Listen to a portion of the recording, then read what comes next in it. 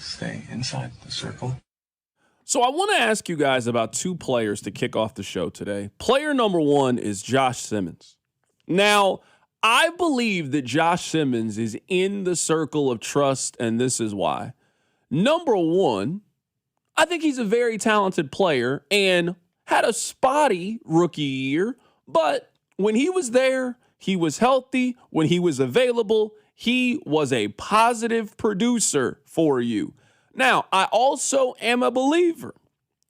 People that you like get a little bit more leeway. I also think, and I think this is regardless of what your profession is, you normally get one time to mess up. You know, I don't know what happened with Josh Simmons. We could speculate. We could throw things out there, but I don't definitively know what happened with Josh Simmons. Maybe if we found out exactly what it was, we would think it's the most serious thing. Maybe we find out exactly what it was, and we would end up thinking it wasn't that big of a deal. Regardless, we're never going to find out 100% what it is. I think most people are willing to, especially at 22 years old, I think they're willing to give you a pass. Mental health, young guy, family situation, it's private. We don't need to pry. When you're back, and we're ready to wrap your arms around you. I don't think you can do that twice. I think you can show up late for an important meeting. Your boss give you a little bit of a talking to, but you don't have to worry about being fired. I don't think you got to worry about getting your pay doc suspended, any of those things. You missed two important meetings back to back after you already had the conversation. Yeah, I think there's a chance you could get laid off. I think there's a chance that they can fire you. So I do think that for the most part, the public is going to give Josh Simmons a pass heading into this season. And I think for the most part, you could say that Josh Simmons, he is inside the circle of trust. I don't know about Jalen Moore. Now, I think most people would like for him to be in the circle of trust. But Rob, let me just throw out a scenario. Now, I don't think this scenario is going to happen, but let's just say that it happens for the sake of July Sports Talk Radio. Let's say that Jalen Moore and Issa Pole are kind of neck and neck. Let's say that Jalen Moore twists his ankle and he's got to be out for a couple of weeks at training camp. So Issa Pole is getting those reps with the first team. He's getting a run with the ones. Let's say he plays pretty well. And Pete Sweeney is hyping him up. And Jesse Newell is hyping him up. And Matt Derrick and Nate Taylor and all of the Chiefs people that are there every single day are telling you how well Issa Pole is doing. I think there's a chance that there's a little bit of a right tackle controversy. I think it's a little bit split on what the Chiefs should do. There is no greater impression you can make than your first impression. And the first impression that Jalen Moore made is he's a backup. I think you are potentially looking for reasons to maybe find something a little bit better. And it's always easy to get behind the undrafted guy that had to crawl his way up the depth chart, that had to scratch and claw and fight for everything. And now he overtakes the established veteran. That's basically the story of Isaiah Pacheco. You guys remember Pacheco. He came in, 7th round pick out of Rutgers, and said, I'm here to take a grown man's job. He got to play a little bit, and you start to think, hey, this old guy that we used to have, hey, maybe we should move in a different direction. An injury happens. Next thing you know, at least for the next couple of years, the Chiefs didn't really look back. Isaiah Pacheco exactly did take a grown man's job, and that was that. And Clyde Edwards-Helaire got relegated to the bench and ultimately off of the roster. I think that Josh Simmons is firmly in you guys' circle of trust. And we'll read your text here coming up in a bit, 913-586-7965.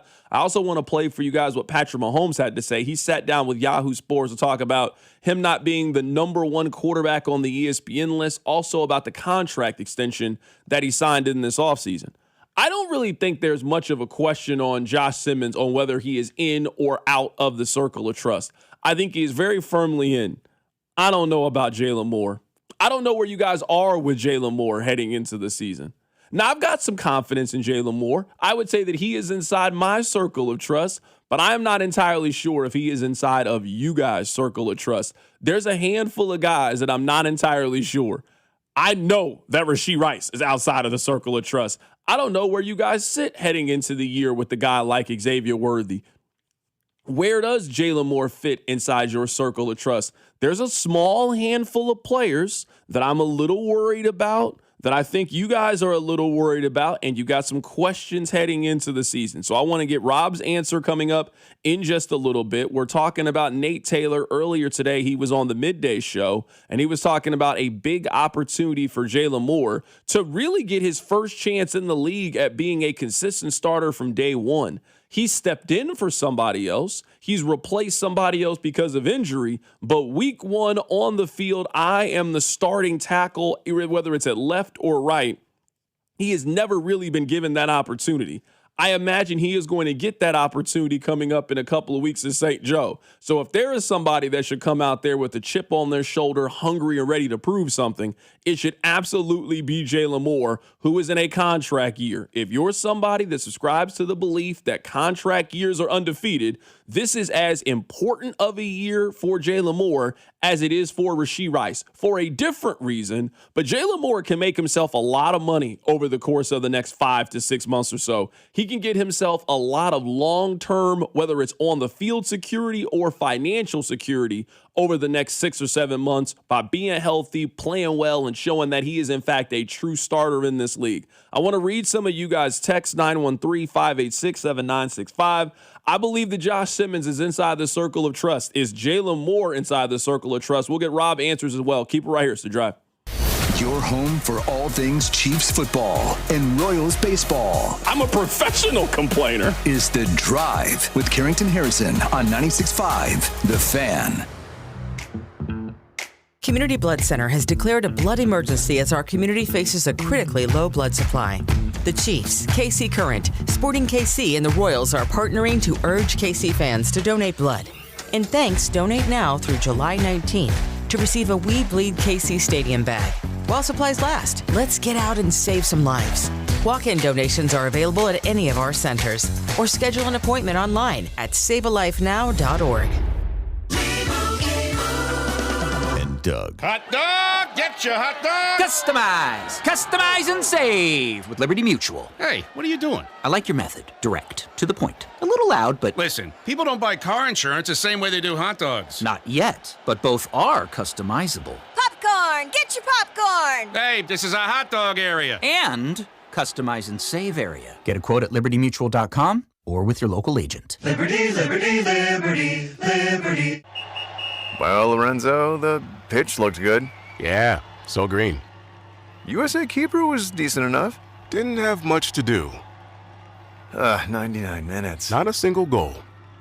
Well, Bet365 sure came through, though. I bet $10 and got $150 in bonus bets just for signing up. At least someone scored. Bet365. Winning is everything. Gambling problem? Call 1-800-GAMBLER. 21 plus only. Must be physically located in Missouri. T's and C's apply. In-app only. We all hear the radio ads about the IRS. They tell you to be afraid, to be scared, and they try to frighten you into calling. I'm not here to do that. Tax Relief Advocates is different. TRA is here to tell you that if you owe money to the IRS, whether it's $5,000, $50,000, or $500,000, we have a solution. It doesn't matter if you're sitting in your car, at work, or with your kids. No matter where you are, call now. 800-575-9834. Don't lose hope. TRA can eliminate or reduce what you owe to the IRS. Generous programs are now available that can give you a fresh start. Our passion is taxes and helping individuals fix their IRS problems. We have over 1,000 5-star reviews on Google and an A+ with the Better Business Bureau. You don't need to be afraid of the IRS any longer. End your tax nightmare today by visiting us online at TRA.com or call 800-575-9834. That's 800-575-9834. Tax Relief Advocates. Real solutions for real people. The Second World War is the largest event in human history. A 20-part series with Tom Hanks. No part of the globe was untouched. No life unchanged. Experience the ultimate account of World War II. Every single person had a story. These are the stories that make us who we are. Listen to World War II with Tom Hanks on Apple, Spotify, or wherever you get your podcasts. What do parents think of back to school at Staples, where 24-pack Crayola crayons are just 50 cents? Staples has folders, notebooks, and pens at great prices. I'm smiling from ear to ear. It's the most wonderful time. Mom, I missed the bus of the year. It's a wonderful time at Staples, where school supplies start at just 25 cents. Staples. That was easy. Visit your local Staples today or shop online and in the app. Ends 9/12. Exclusions apply. You're listening to 96.5 The Fan from the DM Injury Law Studios. Mike's got this. Car, truck, or motorcycle wreck? Remember, Mike's got this. 816-888-7500. Mike's got this. Hey, it's George Karlaftis from the Kansas City Chiefs. Welcome to The Drive with CDOT on your home for Chiefs football. 96.5 The Fan. All right, welcome back into the show. Right now, we're playing a little off-season game of Circle of Trust. Nate Taylor was on the midday show earlier talking about how important this season is for Jalen Moore. This is my year to prove it. I've never played a full NFL season as a starter in Jalen Moore. So, okay. Here it is, Jalen Moore. Here's your opportunity to make some pretty significant money, and you don't necessarily have the biggest burden because you're not protecting Mahomes' blind side coming off an ACL. That's for Josh Simmons, but you do get to remind people what a quality right tackle can look like when that player is not being penalized and is not, sort of short-circuiting the offense because of his own habits. You can change the offense by just being NFL starting quality player. That was Nate Taylor. He was on the midday show earlier today talking about Jalen Moore. Rob, I want to get your opinions on this. I think that Josh Simmons, if you go up to 100 Chiefs fans, and you ask them, hey, where's Josh Simmons at? Would you put him inside your Chiefs fan circle of trust? I think it's probably 85, 90% yes. We know what happened last year, but still a lot of hope, still a lot of optimism. Rob, you believe he played really well when he was on the field. Hey, if you can get the off-the-field stuff figured out, if you don't have a freak accident, Josh Simmons should have a really good second season and be a positive for you as a left tackle. I won't fight you there. I think Jalen Moore is a little bit more of a question mark. It is funny because I feel like wide receiver has dominated some of the conversation. We mentioned a lot about defensive tackle and DN yesterday's show about this as well. I don't really know if we're having enough conversation of their left tackle and their right tackle are both question marks heading into the season. Josh Simmons played in 8 games last year and missed a month, and we don't know why it was there. Jalen Moore's never started in the NFL. The Chiefs, you might be high on them, might be optimistic, but they do have some big question marks heading into the season. So if you were asking me about the circle of trust, you know how I feel about Josh Simmons. I probably feel more similar to regular Chiefs fans on Josh Simmons. There was an outlying circumstance. He was MIA, but now the days of him being MIA are gone. He's talked about how they're being gone. The team acts like they're gone. If he's healthy, I think he's a good left tackle. I would have him inside my circle of trust. I don't feel that way about Jalen Moore, and I don't think fans can feel that way about Jalen Moore. And part of that is because I just don't think they've seen him play. Like, I know that he was a fill-in at left tackle last year, but they haven't seen him play right tackle. Throughout all his false start, illegal procedure, all the penalties, Jawan Taylor was the right tackle for the Chiefs last year.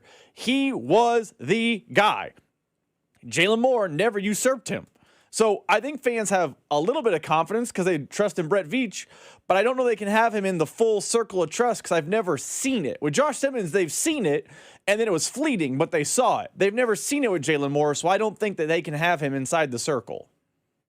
Yeah, that's certainly the case. I certainly understand what you're saying. 913-586-7965. I'm curious where you guys sit right now with Josh Simmons and Jalen Moore as we're heading into the season. Do you think the average Chiefs fan think of their left and right tackle situation as question marks heading into the season? Because that is just not something that we've spent a lot of time talking about this offseason. We spent a lot of time talking about how they could potentially improve that wide receiver room. Running back was a heavy emphasis at the very beginning of free agency. We talked about corner. We talked about D. Maybe it's because they can't really do anything at left and right tackle. These are the options. But your offensive line, at least on the ends, are a little bit of a question mark heading into the year. I don't know if fans have viewed the question mark that I think they should. Because I think what happened was, do you remember after the draft when Brett Veach joked with the media about how he had smoke screens about left tackle and right tackle? And he's like, I was watching the TV shows and they were taking tackle and it was hardy har har. And after the draft, faith in Veach was back at an all-time high. It went from to trust in Veach all over again. And when he joked about how left tackle is a smokescreen and they don't need a left tackle and this, that, and the other around draft time, I think fans were like, oh, if Brett's happy, we're happy. So I don't think fans view it as a question mark because the last time they started to question it, Brett Veach joked about it and said, we're good. And I think fans are fully engaged in, trust in Veach energy right now. Text line 913-586-7965. I want to hear from you guys here on what you're thinking about the Chiefs as we are heading into the season and where we potentially are. I want to play a little bit of audio for you guys. Patrick Mahomes, he sat down with Yahoo Sports to talk about his contract extension. He got a nice little pay raise this offseason to get his deal in line with some of the other quarterback contracts in the league. Here's Patrick Mahomes. I mean, it's just been a great partnership through and through, since the beginning. We've always had a plan of how we're going to do things, and having this organization, having the ownership that we have and the coaches and the players around me, we've had a lot of success. And even off the field, the community in Kansas City and how they've treated my family has been truly special. And so this is home for me, being in Kansas City. My kids are going to grow up here, and I want to be here for the long haul and hopefully continue to win a lot more football games and hopefully some more Super Bowls. I think what's really interesting to me about Patrick Mahomes and how they discuss anything is he used the conversation as a partnership. I don't know if there is a single athlete in American sports that discusses the deal that they have with their team as a partnership aside from Patrick Mahomes. I believe that he is accurate. I think the way that they have moved and I think the way that they have continued to restructure the deal shows you that he is, in fact, correct, that there is a partnership. There is a level of commitment that obviously the Chiefs have shown to him and how they negotiate deals. There is obviously a measure of commitment that Patrick Mahomes has been willing to show the Kansas City Chiefs and giving them the flexibility that you need to be able to move forward and make things happen. He has, I would say, maybe not left as much money on the table as people perceive it to be, but he has negotiated his deal in a way that just always allows you the opportunity to do this and to do that and to give you the flexibility to go get a Kenneth Walker. They had the offseason that they had because of Patrick Mahomes' deal and how flexible he's allowed it to be. So I don't think you can really use another word other than partnership. It absolutely is a partnership. It is. We talk about it all the time. His contract and his current contract are one of the most unique thing in sports. So I understand why his is a partnership. I understand what he's saying. It is odd to me that you hear an athlete say that. Like, even players who are very well paid. Josh Allen. Josh Allen makes a lot of money for the Bills. Shohei Ohtani makes a lot of money for the Dodgers. If you ask them, is your deal with the team a partnership? I don't think they would say yes. That's why Mahomes' contract is the best it can be for the Chiefs and for Patrick Mahomes. It's always evolving, always moving. It's not set in stone to be advantageous for him to get the most money possible and for the team to keep the most flexibility possible. I don't think fans truly appreciate how unique his contract is while simultaneously making him very, very, very wealthy. Text line 913-586-7965. C-Dot, if I was Andy Reid or Patrick Mahomes, I'd post a list of names in the offensive line room of potential players to replace who can't protect Patrick. No sit down, no talking to. The list is the first warning. You don't protect him, you will be replaced. That seems really bad for team morale. Just seems. I also just don't know, I don't know if there is a great number of people that can play left tackle and right tackle at the level in which I think fans think that they can. For example, take somebody like Will Campbell, for example. Will Campbell was a top 5 pick in the NFL draft. He was an All-American offensive lineman at LSU. Pretty good. Would you guys want him to be your left tackle in the league? Just the last game that we watched, the last football game that we all watched. Rob, would you feel really good if Will Campbell was your left tackle or right tackle? Because, I'd be kind of nervous about it. I was nervous about it, and he wasn't even on my team back in February when they played. So, yeah, I hear what you were saying. Yes, we got to be able to protect Pat. I think everyone would agree that is important. This is who they got. Your options at tackle are Josh Simmons, Jalen Moore, and Issa Pole. If you get past those three individuals, it's probably going to be real scary hours. There's some positions that there are just not a lot of able human beings that are just sitting around unemployed. If you are a really good cornerback in the NFL and you can really cover in a passing league, you're on somebody's team at this point. If you show that you can get to the other team's quarterback at a really high number and create pressure and get sacks, somebody will pay you to be on their team. You won't be just sitting around unemployed for very long. If you show that you're a 6'4", 285-pound, very capable, fleet of foot left tackle, right tackle, you ain't unemployed, man. You're on somebody's team. Can I say, and maybe this is, sipping my haterade early, but I think Chiefs fans have the most unrealistic expectation of offensive line play of any fan base in the NFL for two reasons. One, the 2 Super Bowls where Mahomes got beat around. They now think you have to go out of your way to protect Pat. And also, this is a fan base that in the early 2000s saw made the greatest offensive line ever assembled. They had multiple Hall of Famers, multiple All-Pros on it. So I think Chiefs fans are uniquely positioned to feel more empowered and like offensive line play needs to be played at the highest level than any other fan base. Because you know what? I bet if you walked to the plaza right now, Power and Light, if we had gone to FIFA Fan Fest and said, hey, you're a Chiefs fan, would you like Will Campbell on your team? Most people would say no, and they'd be wrong. Will Campbell is really good. Absolutely. He's not the best left tackle in the league, but he's really good. I think because of what happened in those 2 Super Bowls, combined with they saw Willie Roaf play left tackle in Kansas City, what, just solid to good offensive line play looks like, fans have kind of lost the plot a little bit. I also think there's some things I think you can be critical of Patrick Mahomes on. I think there's 2 very clear things. I think Mahomes' accuracy at times certainly leaves things to be desired. Almost every single advanced metric tells you he is not a super accurate quarterback. I also think we watched enough Patrick Mahomes play football to say that sometimes the pocket will be clean. He needs to step up and step into the throw and make a play, and then he'll just start running around. The pocket will then break down, and sometimes he holds on to the ball for a little bit too long. So I do think that Patrick Mahomes sometimes, like some of the offensive line issues that they've had, I think have to be related somewhat to your quarterback.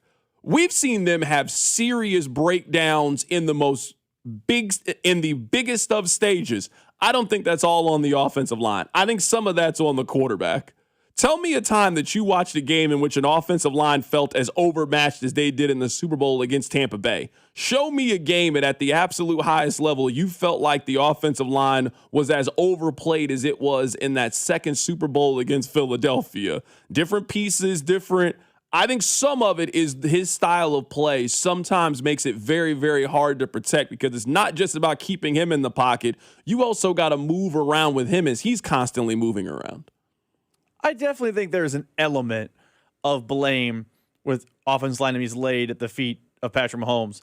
I also think, using the Bucs Super Bowl again as an example, I blame Andy Reid for that more so than the actual talent. The Eagles Super Bowl, I kind of blame Andy Reid more so than the actual talent. Like, I will use a college football analogy. I've seen lesser talented teams without 5 offensive line starters in college football scheme it up to get some, competitive play. We've seen Boise State with lesser athletes beat Oklahoma. Some of that scheme. It just is. And Andy Reid ran the we got a good offensive line offense twice in the Super Bowl when they didn't have a good offensive line. So I'm not trying to give a pass to the Mike Caliendo and Mike Rimmers types in the NFL, but I think fans just point to bad offensive line play, bad players. I think there are a lot more at play with that than the average fans willing to admit. I want to play one more cut for you guys from Patrick Mahomes on Yahoo Sports. He was asked about this possibly being the final season for Travis Kelce, and if that puts more of a sense of urgency on the season. I mean, I always have a win now mentality. You never know when it's going to be your last chance. You never know what's going to be your last game. You never know when it's going to be the best team that you've ever played on or not. And so I always try to maximize it. I live by having no regrets by the end of my career. And that's how my mentality is that you never know when's your best opportunity to win the Super Bowl, to win a division or whatever that is. And so just go out there and maximize it. And then at the end of the season, you can recalibrate and get back to what you're doing. But at the same time, you got to go out there and just maximize those opportunities because you never know when it's going to be your next chance to go out there and get a Super Bowl ring. I understand that this is going to be a talking point this season. I'm sure that we will feed into it as well. I mean, didn't we think there was a chance that last year could have been Travis Kelce's last season? Bro, they won 6 games. They're the 9th overall pick in the draft last year.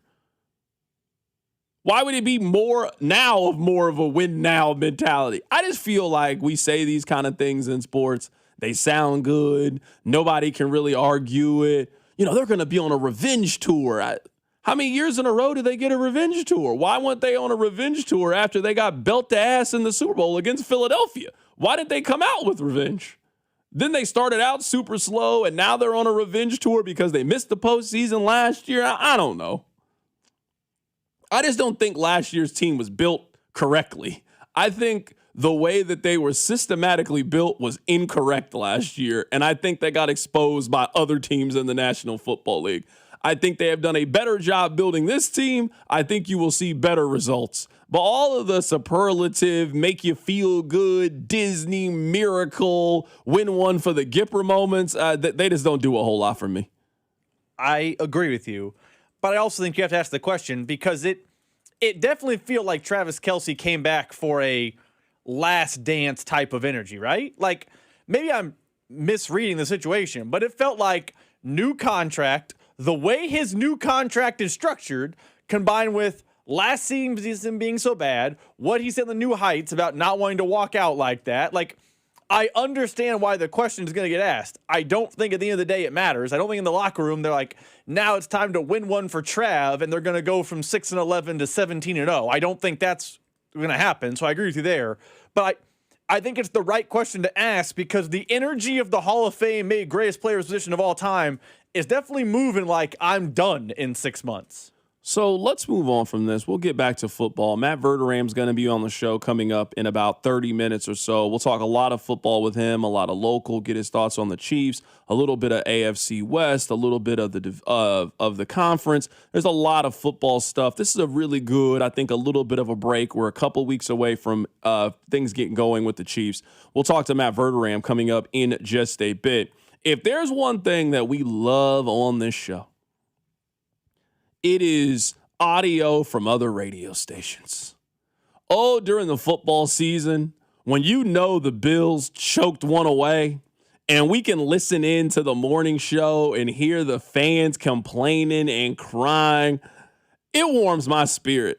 And I think you guys get happy about it too. Hearing them complain about the officials or hearing the host have a meltdown because their team lost, it's the beauty of the medium. Now, Rob, I didn't know this was a thing. They got sports talk radio over in England?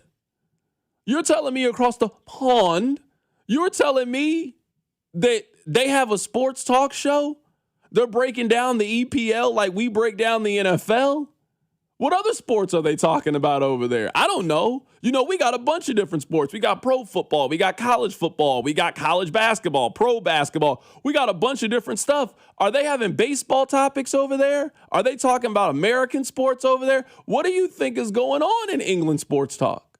I imagine it's largely EPL, but I imagine there's some, hey, the American football's coming to town, those type of weeks.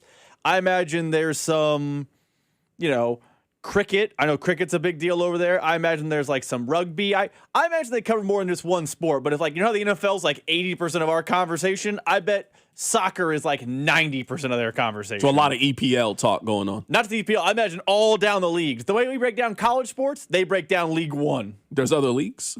There's 6 leagues in England. Really? Yeah. I've heard of the EPL. What are these other ones? I'm learning so much about this. There's 6 leagues? So you telling me the EPL, they have like a other one? No, it's promotion relegation. So it's like a pyramid. It goes down to the lower levels. Are they like the major league teams or are these like the minor league teams? They're not affiliated, but the minor league is the best way to describe it. Okay, that doesn't count then. You think they're breaking down AA baseball over there? 100%. Because not AA. It's not like the Omaha Royals. It's Birmingham City is its own separate team trying to move up. Oh, I didn't know this. So there's 6 leagues from the bottom up. I got it. Has a team ever gone from the 6th league all the way to the top league? Have we seen one of those stories? Not in my knowledge. But right now, Rob Rob McElhaney and Ryan Reynolds' team is going from the 5th league trying to make it to the 1st league. They've now gone from 5 to 2. Okay, so they're making They're moves rising. here. They're rising. They're only one away from getting to the EPL. Exactly. They're only one away from being with the big dog leagues. Look at this. I'm learning so much about soccer. Now, after Sunday, I don't want to learn anything else about soccer. Soccer's over on this show. But from now until the World Cup final, from now until Spain and Argentina, please keep teaching me more soccer things. So this is from England Sports Talk. One of their radio hosts, he had a moment yesterday. You can almost accept it. I know. You're playing against Argentina. Yeah. You can't sit off for 25 minutes. Against Argentina. He absolutely bottled it. Thomas Tuchel's cost us the World Cup. He cost us the World Cup. We're 1-0 up. Played well first half. All right, cagey affair. We go 1-0 up. Be brave. Be brave, Thomas. This is what we brought you in for. We brought you in for this moment. We got rid of Southgate because he bottled it. Because he weren't brave. We brought you in for now to make that decision. We're 1-0 up in a World Cup semi-final. Bring on Rashford. Bring on Saka. And if they score, they score. But at least we're going to go down fighting. At least we're going to go down with some pride. We fell out of the World Cup in disgrace because of him. Because of him. And we brought him in for this job. This is what we brought him in for. To get us over this line. And it's the same old England. Same old crap. I can't believe it, Jace. Well, no. Jace, I can't believe it. No, it's a disgrace. It should be sacked.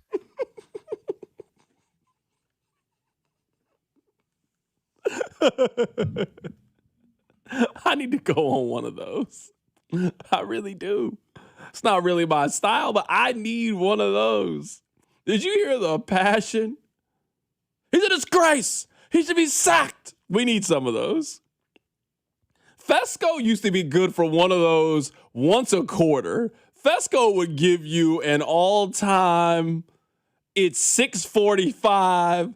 Fesco has been brewing all night. He can't wait to lay into somebody. I feel like it's been a while since we got one of those vintage Fesco performances, which, I mean, it makes a little bit of sense to me. You know, he's got a great relationship with the manager, a great relationship with the Royals. I don't know if he's going on a whole lot of anti-Royals rants. The Chiefs have been fantastic.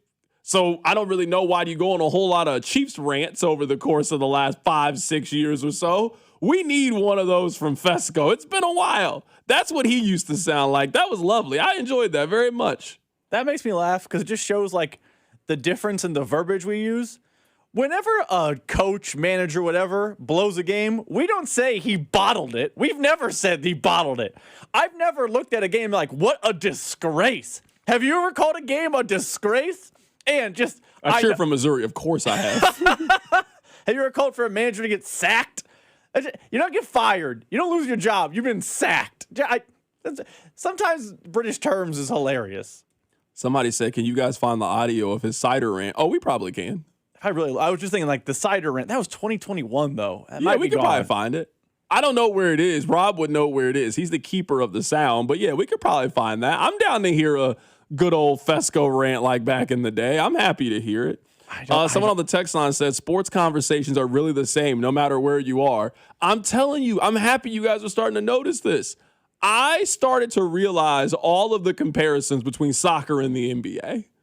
And once I started to realize that, it became a lot more enjoyable to watch it. It became a lot more enjoyable to follow it. I was like, oh, this is like this. Oh, this is like this. Once I started doing that, it started making a lot of sense to me. So, yeah, no, it absolutely is. When I was leaving that Croatia-Portugal game and they were saying that FIFA wanted Portugal to advance because they have Ronaldo on their team, I was like, oh, that's what we say in the NFL. Oh, you want them to win because of who their quarterback is. Everything started to make sense to me. So, yeah, I'm telling you, yes. The way you feel about the NFL is absolutely how people feel about the EPL. How you feel about Brett Veach, somebody has that same feeling. When Mahomes throws 3 interceptions, oh, they're having that same conversation about somebody else. Yeah, no, sports conversations, they're the same. They're just packaged differently depending on what team that you are using. All right, coming up on the other side, yesterday I was at the Post Malone Jelly Roll concert. I'll sprinkle in a little bit of that throughout the show. Yesterday was the happiest and most excited I had seen Kauffman Stadium since they went to the World Series. I'll tell you what happened. Keep it right here, it's The Drive. You're listening to The Drive with prominent Mizzou fan Carrington Harrison. I support Kansas. I want Kansas to win. On 96.5, The Fan. On the biggest stage in the world, FanDuel is changing the game because sometimes your player gets subbed off and that means your bet goes with them. Well, not anymore. With FanDuel Super Sub, if your player is subbed out, your bet stays in. That's right. Even if your player leaves the match, your bet continues on with the substitute. So you keep your bet alive and it keeps you in the action for even longer. So now you're in it until the final whistle. The Super Sub covers the entire game, including extra time. This summer is going to be a lot of fun, and it's going to be even better with our friends over at FanDuel. All you need to do is visit FanDuel.com/local to get started now. Look for the yellow Super Sub icon on the same page and the My Bets page. If your player leaves the match due to substitution or injury, your bet automatically will transfer to the substitute who replaces that player. Go to FanDuel.com/local. Let there be goals this summer for the World Soccer Championship with FanDuel. FanDuel is the official sportsbook of 96.5 The Fan. 21 and present in Missouri. Gambling problem? Call 1-800-GAMBLER. Hi, I'm Carter. And I'm Charlie. We'd like to share a quick story about a homeowner named Jack. Jack had a home he needed to sell fast. And Jack thought he had it all figured out. So Jack talked to multiple cash buyers. Jack chose the highest offer. But the day before closing, guess what? The buyer backed out, leaving Jack with the moving truck all packed in the driveway and not sure what to do. Jack learned the hard way that the highest offer isn't always the right offer. Jack got suckered. Make sure you aren't hung out to dry. Call our dad at Rex Buys KC. Our dad is local, he knows Kansas City, and he actually closes deals. No repairs, no fees, no showings, no surprises. Just a fair cash offer and a smooth process. Now, don't be like Jack. Call 816-330-6000 or visit rexbuyskc.com. Rex Buys KC, helping people make smart choices one home at a time. When I got a new car, I thought my insurance premium would increase and empty my bank account. Like if a tween won the lottery. I've invested most of my winnings in chicken tenders because they're bomb. But bro, I bought a house and it's sick, bro. I'm thinking the floor is gonna be all trampoline, bro, with a helipad on the roof. The contractor said it's structurally unsound, but they're just being babies. But switching to Geico saved me hundreds, so my bank account is safe. It feels good to save some hard-earned cash. It feels good to Geico. Jake from State Farm. I just beat my running PR, so I'm celebrating with the Banana Bonanza smoothie. Hey, and you can keep celebrating when you create an affordable price just for you by bundling your home and auto with the State Farm Personal Price Plan. Go bananas. I will. Hey, make it a large. Bundling, just another way to save with the Personal Price Plan. Like a good neighbor, State Farm is there. Prices are based on rating plans that vary by state. Coverage options are selected by the customer. Availability, amount of discounts and savings, and eligibility vary by state. Honey, did you invite the Minions over? Well, you know how we talked about getting Wi-Fi from Xfinity? Yeah. I ordered it this morning, was online in minutes, then they showed up. So they just came over to use the Wi-Fi? For what? Better not to know. Get online in minutes with same-day Wi-Fi from Xfinity. Plus, lock in your price for 5 years and see Minions and Monsters only in theaters. Xfinity. Imagine that. Restrictions apply. Not available in all areas. Learn more at xfinity.com/same-day Wi-Fi. Hi, I'm Chuck McDowell, the timeshare cancellation guy and founder of Wesley Financial Group. And I want to set the record straight. I am not an attorney. I've never wanted to be an attorney. And the truth is, I really don't even like attorneys. If I sound like an attorney, I'll apologize. But what I've learned in my 15 years in the timeshare cancellation business is you don't need to be an attorney to get folks out of their timeshare. After 15 years and over 50,000 cancellations, I can tell you with confidence, we know how to get you out of your timeshare. Call us today and we'll send you our timeshare exit guide absolutely free with all your options for cancellation. Attorneys, this was meant to be funny, so please don't sue me, especially my friend Kenneth from Black River Falls, Wisconsin. Call now for your free timeshare exit info kit. 800-738-9900. That's 800-738-9900. 800-738-9900. This afternoon, mix of sun and clouds, a chance of showers and thunderstorms, high of 91. Weather brought to you by Capital One. Capital One offers no fees or minimums on checking accounts. What's in your wallet? Terms apply. See CapitalOne.com/bank guide. Capital One N.A. member FDIC. Subscribe to 96.5 The Fan on YouTube to watch the show from wherever you are. Coming up at the top of the hour, we are going to talk to Matt Verderam, who covers the NFL for Sports Illustrated. We'll just talk a lot of NFL topics. We'll get his thoughts. We'll ask him if Josh Simmons and Jalen Moore are inside his circle of trust. We're going to try to talk about Caitlin Clark later today. I mean, I'm sure that it will not go well, but you know what? We're going to try it nonetheless.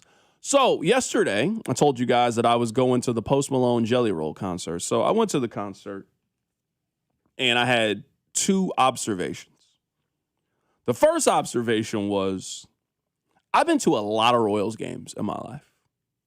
A lot. I went to every postseason game in 14, every postseason game in 15. So I was there for the Ken Harvey years. I've been around. When Tech 9 came out yesterday to do Red Kingdom, I'm telling you right now, you would have thought it was, if you've seen the movie Michael, it was like whenever Mike was performing Human Nature. That's what it was like. When Tech 9 came out as a surprise guest and that Red Kingdom started up, you would have thought that Whitney Houston was coming out at the end of Bodyguard to sing I Will Always Love You. Everybody was happy, dancing. People were running up and down the aisles. They were doing the tomahawk chop. I haven't seen people that happy, that excited to be at Kauffman Stadium in over a decade. I knew that song was popular, right? I knew it was popular. I didn't know it had that level of effect. I really didn't. I don't think I've ever heard it out in that setting before. I've heard it at like the tailgate before. I've heard it at the games before. But I've never heard it in a concert setting and people weren't expecting it to happen. You know, Jelly Roll's singing and he's doing his thing. And I did actually notice I was like, oh, I've heard this song before. Or maybe it's because I heard it earlier in the day. I don't know. But there were a couple of songs that sounded kind of familiar. I didn't know the names of the words, but I definitely had heard the melody before. And then out of nowhere, Tech 9 just shows up. And that place goes crazy. They were going through the roof. It was like Alex Gordon hit a home run.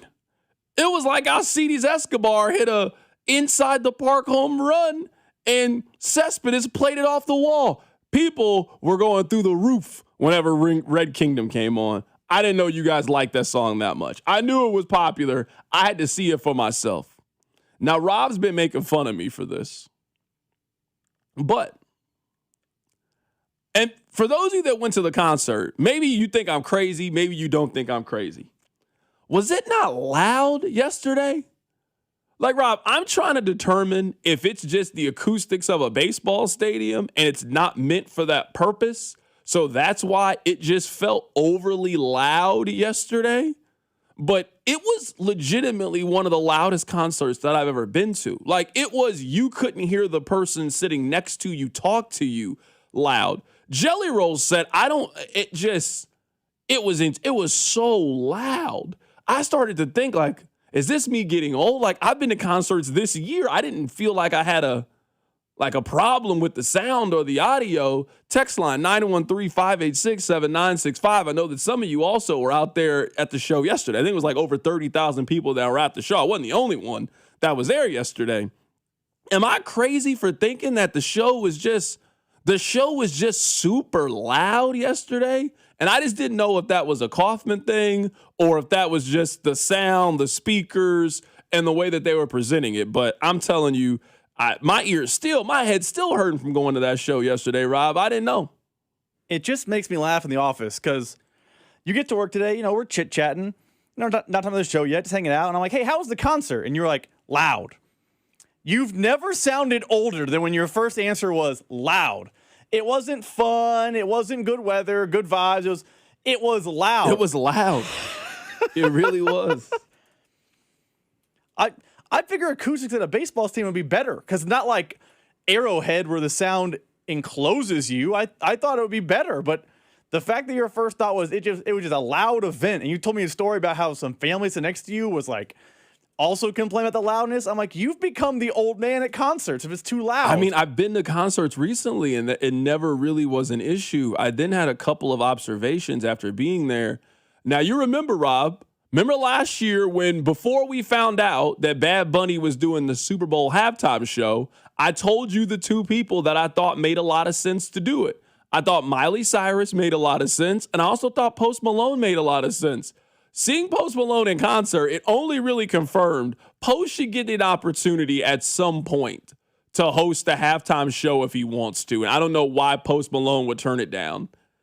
You want to talk about an artist that I think appeals to both Americas and has songs that I would really like and songs on the other side of the aisle? I think Post Malone is that. He puts on a really good, fun show. He seems like a really nice individual. I don't think he's ever been problematic. I mean, maybe you guys are going to tell me something about Post Malone that I just don't know about Post.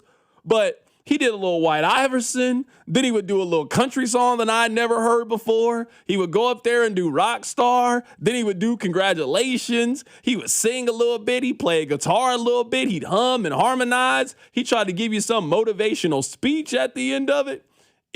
If they gave Post a 12-minute halftime performance for the Super Bowl, he would absolutely knock it out of the park. So this is me. I don't know if he'll ever do it before. Maybe he doesn't fit that NFL image that they want. But Post Malone would not be a bad suggestion for the Super Bowl halftime show if they're interested in having him do it. This is a question that I don't think you can answer, but I'm going to ask anyway. Do you think his affiliation with Bud Light and this rule being a Pepsi halftime show could potentially be the hang-up? Because I've seen him at Super Bowls. Remember the Chiefs played the Niners in Vegas. They showed him in the box. He was hanging out with people at the Super Bowl. He's done the halftime show, the Thanksgiving game in Dallas. Like, he's done NFL things before. Why haven't they made the call? That's my thought was, maybe there's a sponsorship hang up. Pepsi and Bud Light don't see eye to eye. But what has stopped him from being a person that would do that Super Bowl? Yeah, I don't know. I mean, someone on the text line says Post won't do the halftime show because there's no check involved.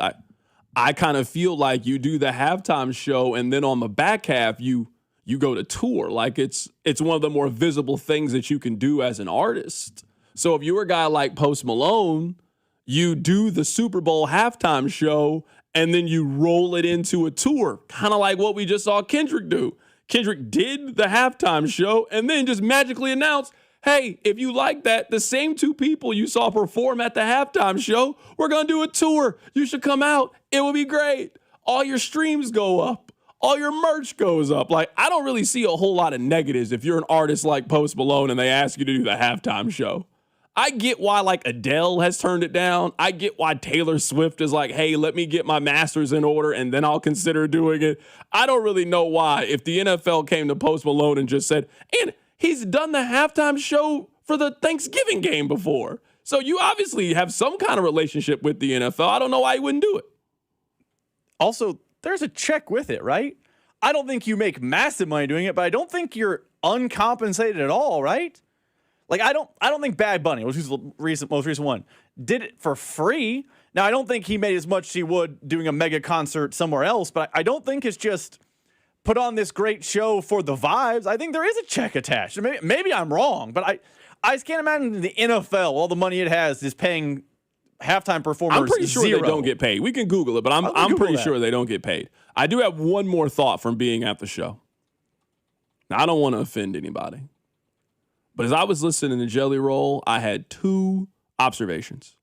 Observation one is, this is like Rod Wave for a group of people. Like, he's like country Luther Vandross to a group of people. I also was looking around and I was like looking at the crowd and I was looking how like people reacted and how excited people were. And then, Rob, I started to think, like, if you lost your virginity in a pickup truck, Jelly Roll's probably one of your favorite artists. That's just what it looked like to me. That's what I noticed as I was sitting there. It's like I was looking around and the people that were getting the most excited and emotional about Jelly Roll, like, I started thinking, like, if you went to William Chrisman, Jelly Roll was for sure one of your favorite artists back in the day. Absolutely. Jelly Roll is layup line music. If you played basketball at Lone Jack, that's how it felt to me as I was watching him perform. But I have Googled it. According to the internet, CBS News actually, You do not get an appearance fee for doing the halftime show. However, union law requires you do get a mandated something, which is at minimum $1,000 an hour. Yeah, I mean, I think you're doing it for the exposure, So and it's very cheap to do, but there's a lot, but it's not like free. Yeah, I'm just assuming it's worth it for you to do because of all the benefits that you get on the back half of it. Like, it was certainly not a negative for Bad Bunny to do the halftime show. He introduced himself to a whole lot of people that don't listen to his music. Maybe you like his music, maybe you didn't like his music. And again, you just roll it into something that you want to do eventually. So yeah, this is me telling you that I think Post Malone should get the opportunity to do the halftime show. I don't know if he ever will do it, but if you're talking about 12 minutes of him harmonizing, him playing the guitar, him doing all of these things, I think the Post Malone would absolutely destroy a nice 12-minute set for the Super Bowl. All right, coming up on the other side, speaking of the Super Bowl, we'll talk to Matt Verderam. He's a Sports Illustrated. Keep it right here. So Drive. The Drive is always streaming live on our YouTube channel. If you're a bad tipper, that's okay. You're all right. I'm not here to judge you for that. Just search for 965 The Fan. I'm worried. Since your accident, we've got medical bills and you're missing work. I know. I just don't know where to start. We call SWL Injury Law the Car Crash Kings. It's what they do. If they can help us get through this. We've helped people just like you recover what they deserve. Visit us at SWL Injury Law today for your free consultation. We're the Car Crash Kings. It's what we do. Visit SWLinjurylaw.com. The choice of a lawyer is an important decision and should not be based solely upon advertisements. Download to see if you qualify. Not all customers will qualify. Transfer fees may apply. No Albert subscription required. Albert is not a bank. Albert loans are issued by FinWise Bank, member FDIC. Not an actual client. Terms apply. Hey, Albert, can you help us plan and budget for a bathroom renovation? I certainly can. Let me review your finances. Who are you talking to? Albert, my AI financial assistant that I can access right in the app. It automates all things finance, moves money, pays bills, creates personalized alerts, finds savings, and so much more. Your bathroom renovation financial plan is ready. I found cash you can put aside, and to cover the rest, Albert can get you up to $10,000 fast. Can you find contractors nearby within our budget? Here's a list of contractors. Would you like help requesting a $10,000 loan for your bathroom renovation? Yes! Download the Albert app and use promo code READY to access Genius. Plus, get up to $10,000 for whatever you need. Just download the Albert app right now and use promo code READY to get up to $10,000. That's promo code READY. America is turning 250 this year, and Circus Sports is celebrating by offering all users in Missouri $250. Dane Hughes here, and for everyone in Missouri, all you have to do is deposit $250 on your Circus Sports app. Then play through that deposit. Once you do, Circus Sports will reward you with $250 right in your account. This is available for everyone in Missouri, new and existing users. Celebrate 250 years and find out more at circusports.com today. Must be 21 or older in Missouri. Gambling problem? Call 1-800-GAMBLER. The world's best soccer teams know success starts with a strong game plan. AAA believes your insurance should work the same way. Visit AAA.com and you could save up to 21% by switching to AAA Auto Insurance. You can save even more if you bundle 2 or more policies, like auto and home, to unlock additional multi-policy savings while keeping all your coverage on one team. Head to AAA.com to simplify your insurance, save money, and protect what matters most. One game plan, one team.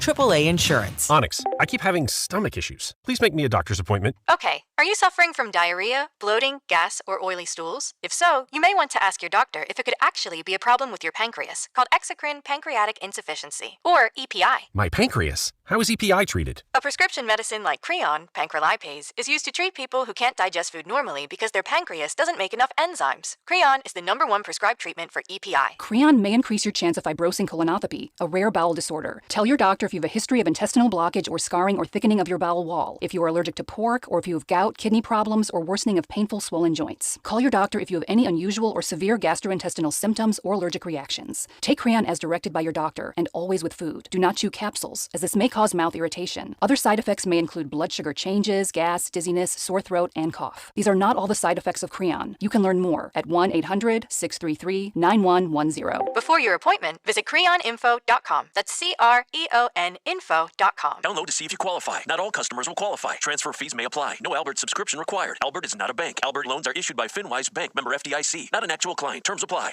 Hey, Albert, Can you help us plan and budget for a bathroom renovation? I certainly can. Let me review your finances. Who are you talking to? Albert, my AI financial assistant that I can access right in the app. It automates all things finance, moves money, pays bills, creates personalized alerts, finds savings, and so much more. Your bathroom renovation financial plan is ready. I found cash you can put aside, and to cover the rest, Albert can get you up to $10,000 fast. Can you find contractors nearby within our budget? Here's a list of contractors. Would you like help requesting a $10,000 loan for your bathroom renovation? Yes! Download the Albert app and use promo code READY to access Genius. Plus, get up to $10,000 for whatever you need. Just download the Albert app right now and use promo code READY to get up to $10,000. That's promo code READY. Make sure to subscribe to our YouTube channel to watch all your favorite shows, shorts, and clips. This is your home for Kansas City sports. 96.5 The Fan, KFNZ FM and AM, HD1 and HD2 Kansas City, an Odyssey sports station.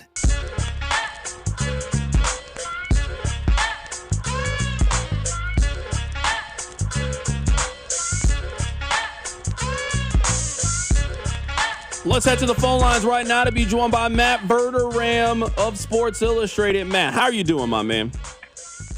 Hey, what's going on? How are you? Doing good, man. Happy to talk football with you, man. That means it is right around the corner. So we led today's show with this, our circle of trust. I'm going to ask you about two players, and I want to get your opinion if they're inside your circle of trust.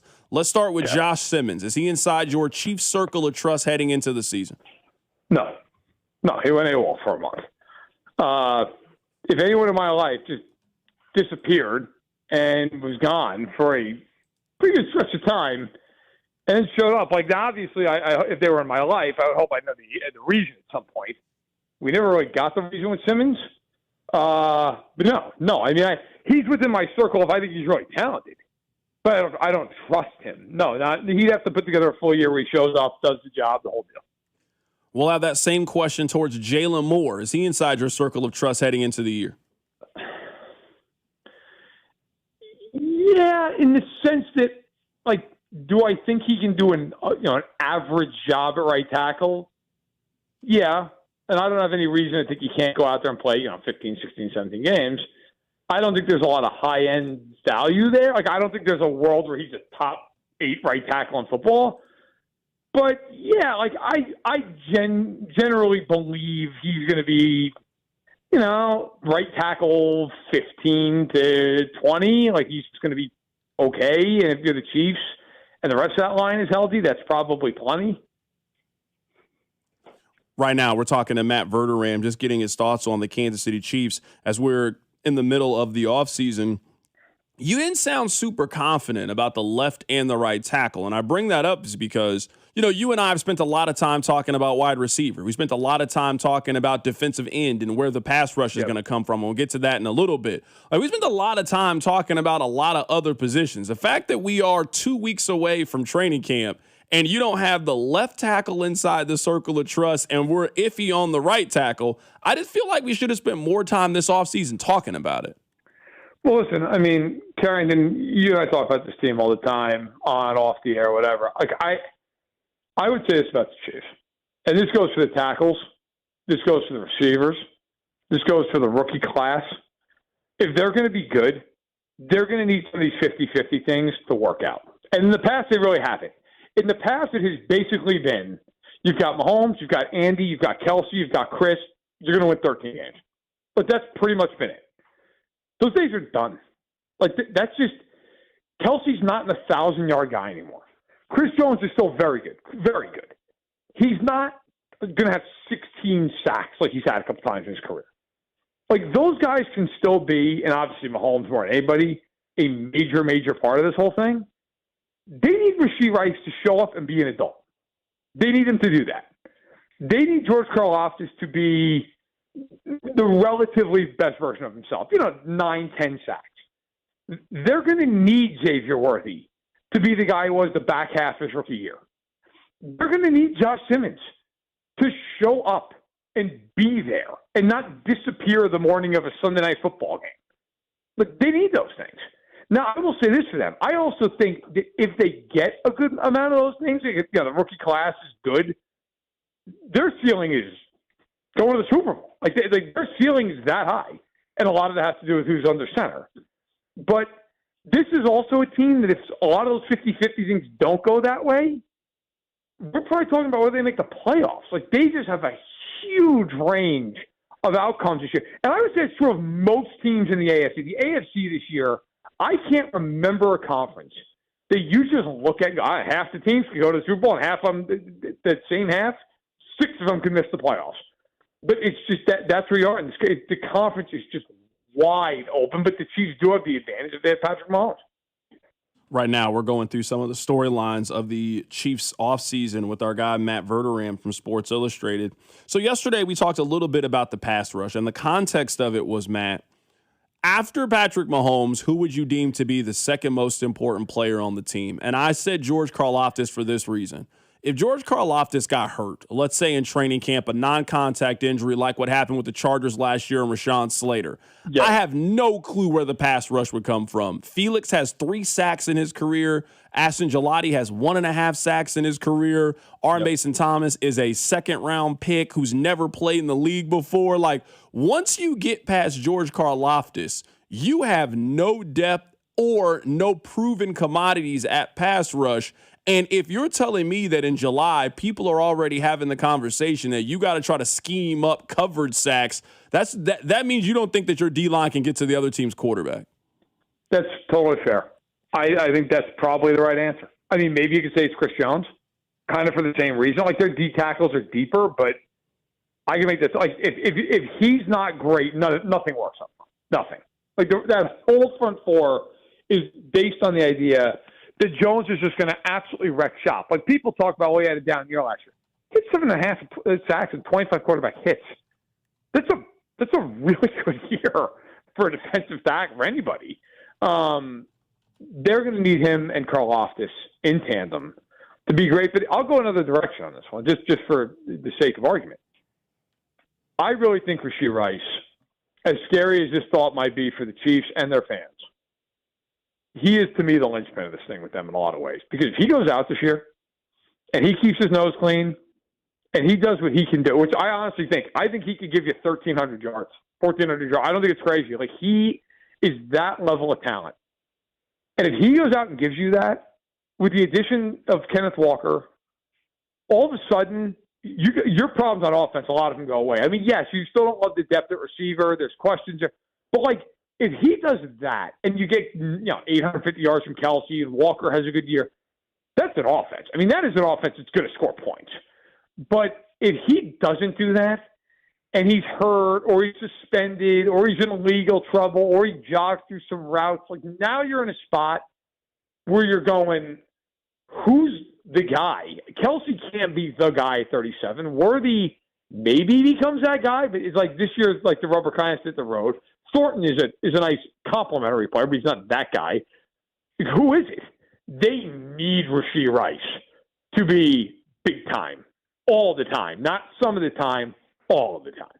Let's say that Rashee Rice has the season that you're talking about. Are they putting him on the franchise tag? Probably, yeah, because they don't have a lot of big time free agents after this year. In fact, if you look at their books the next 2 years, they really don't have a ton of guys coming up for contract. The biggest decision they're going to have to make after this year, other than Rice, is what are you doing with Nick Bolton? Because he's got a $19.4 million hit, and if they cut him, they save $15 million. So you're either cutting him or you're extending him. But you got to pick one. I don't see any world that they give him a long-term extension. I mean, unless he just does something where it's like, well, yeah, here's a contract, and everything can be voided by like a jaywalking ticket. Then yeah, all right, maybe. But otherwise, I don't think if you're the Chiefs, you could do it. Now, listen, he puts 2 years together, personally and professionally, where he really does the job, you're probably more inclined to do it. But, yeah, if he goes out and he's a Pro Bowl receiver and, has, 1,300 yards, 90 receptions, he's just awesome, then, yeah, I mean, I think they'd probably tag him and maybe even gauge the market. But, yeah, you're not going to let that guy just walk for nothing. I think at that point you have to at least tag him and then go from there. We've heard a lot of sourcing that the Chiefs believe that when healthy, he can be a top 10 to 15 wide receiver in the league. Is that something that you feel that they truly believe, or is that just one of those things that teams say because they got to puff up their own guy? I've had people in that building tell me that in the last 6 months. So I know that they believe that. Now, to your point, you know, how fervently do they believe it? I think they fervently believe that he is that level of player. I don't know if they believe that he's ever going to get there. And I'm not saying that because they've said that or they've intimated that. I just think, look, everyone at Arrowhead Stadium, they're human beings just like we are. And at some point, you have to have an honest conversation with yourself and go, all right, look, this kid is ultra talented. That only goes so far when you're doing some of the things away from the field that he's doing. So, you know, look, I actually did this exercise. I can't remember if it was my podcast or wherever I did it. Like, if you took away his off-field stuff, and I just said to you, as a player, where would you rank him as a receiver? I went through the whole league. I had him around 15 to 16. Like that's what I think. It's just as a player, that's where I put him.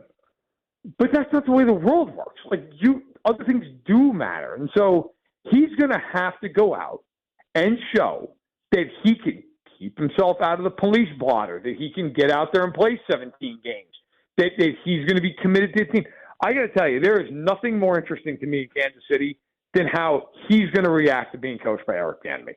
That either could be the best thing that ever happens to him, or that's something that we could be sitting here on August 2nd, and he's like, yeah, trade me, I'm done with this. I am fascinated to see how that plays out. Right now, we're talking to Matt Verderame of Sports Illustrated, getting his thoughts on the Kansas City Chiefs. If I set the over-under on Xavier Worthy receiving yards at 649.5, are you taking the over or the under on Xavier Worthy?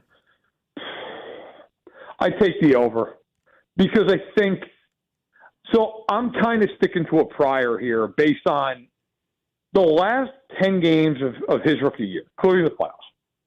He was on pace for 98 receptions and 1,100 yards. He was playing great football.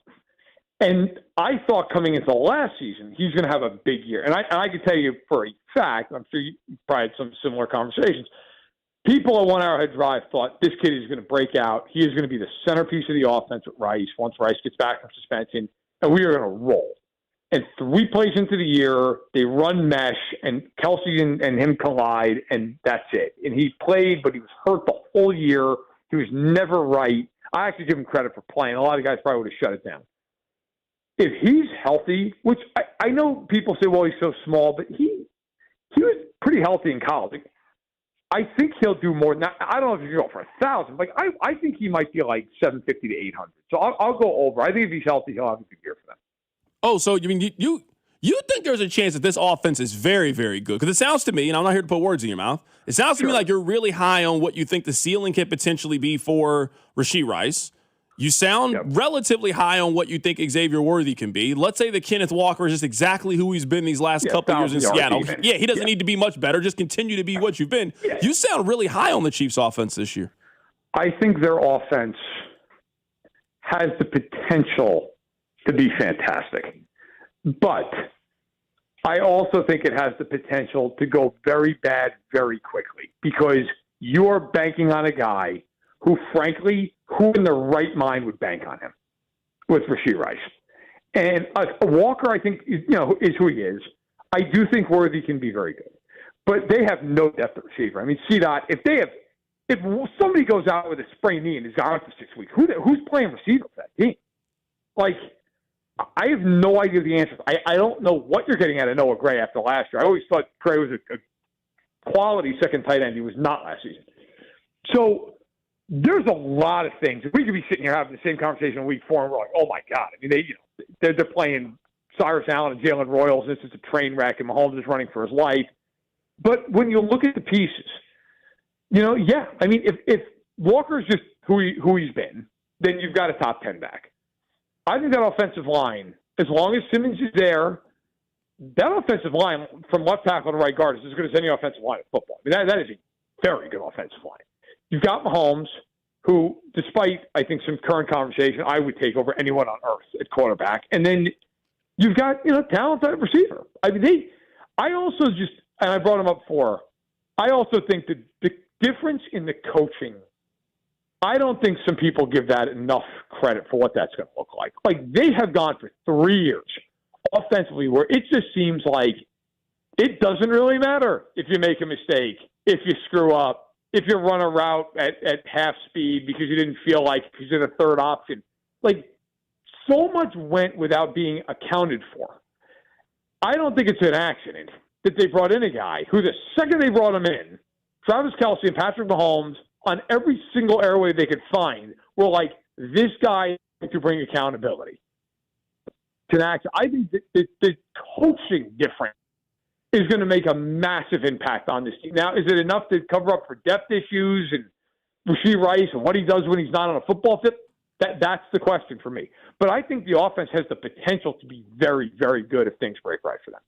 That is our guy, Matt Verderam, joining us on the show. He does fantastic work with Sports Illustrated, joining us to preview the offseason. Matt, we'll catch up with you in a couple of weeks as we get closer to training camp. Thanks a lot for popping on today. Hey, no problem. Thank you. Absolutely. That's Matt Verderam joining us on the show. I want to answer to what he said there at the end of it. I thought it was pretty interesting insight about the Chiefs' decision to go bring back Eric Bieniemy. Keep it right here, Drive. You're listening to The Drive with Carrington Harrison, the go-to show for dating advice you didn't ask for. If you got to ask your girl to help on the bill on Valentine's Day, you've done something wrong. On your home for Kansas City sports, 96.5 The Fan. You're listening to 96.5 The Fan from the DM Injury Law Studios. Mike's got this. Car, truck, or motorcycle wreck? Remember, Mike's got this. 816-888-7500. Mike's got this. As World Soccer hits the big stage, Fanatic Sportsbook is making every game day worth more. Earn up to 10% fan cash on your soccer bets, win or lose. That's real extra value you can unlock every match, all tournament long. And fan cash isn't just for betting. You can use it anywhere in the world of Fanatics. On game tickets, merchandise, collectibles, profit boosts, and more. One ecosystem, endless ways to spend. Plus, new customers get up to $1,000 in fan cash. That's $100 bet matched every day for your first 10 days. The world is ready. Are you? Fanatic Sportsbook. Winning hits different here. Must be 21 plus. Gambling problem? Call 1-800-GAMBLER or 1-800-MY-RESET. CT, call 888-789-7777. MA, call 800-327-5050. NY, call 877-8-HOPE-NY. MD, visit mdgamblinghelp.org. Not available in all states. Terms apply. See Fanatic Sportsbook app. And Doug. Limu and I created a trick to help you remember that you can customize your car insurance and save with Liberty Mutual. You see, the shirts Limu and I wear are yellow, and yellow is the color of lemons, and lemons grow on trees, and trees provide oxygen, and oxygen helps us breathe, and breathing is how you live, and you can live more life when you save money by customizing your car insurance. I agree, Limu. It's really quite simple. Only pay for what you need at libertymutual.com.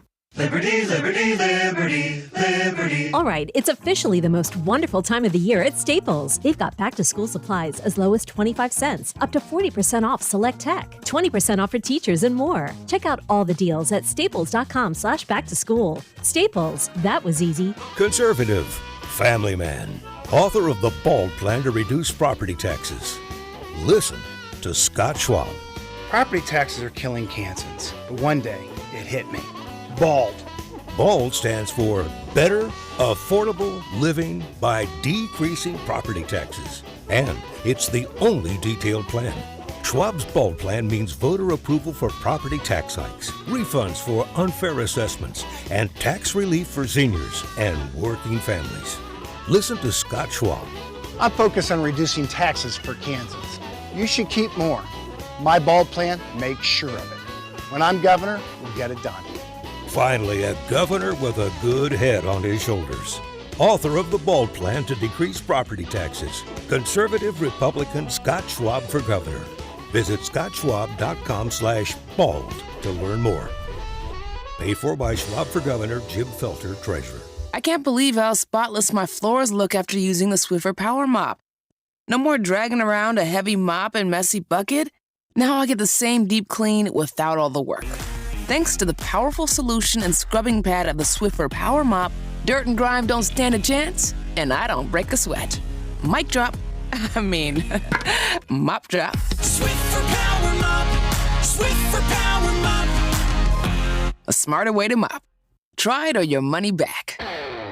This is the story of the one who keeps multiple buildings running smoothly day after day. Plumbing that flows, HVAC that hums, cleaning supplies that keep surfaces sparkling. That's why she counts on Grainger. With easy reordering online and 24/7 support, Grainger helps her keep the products she needs on hand. So shelves stay stocked and buildings stay ready. Call 1-800-GRAINGER, click Grainger.com, or just stop by. Grainger, for the ones who get it done. Straight Talk Wireless presents Pickup Truck Wisdom. If you're only good to your new friends, you're not going to have any old ones. Straight Talk gets it. That's why new and existing customers get free 5G phones on Verizon's 5G network. Pretty simple, really. You keep good people by being good people. Find us at straighttalk.com and Walmart. Straight Talk Wireless. Straightforward. Always. Taxes and fees apply. Plan purchase required for free phone offers. Copyright 2026 Verizon.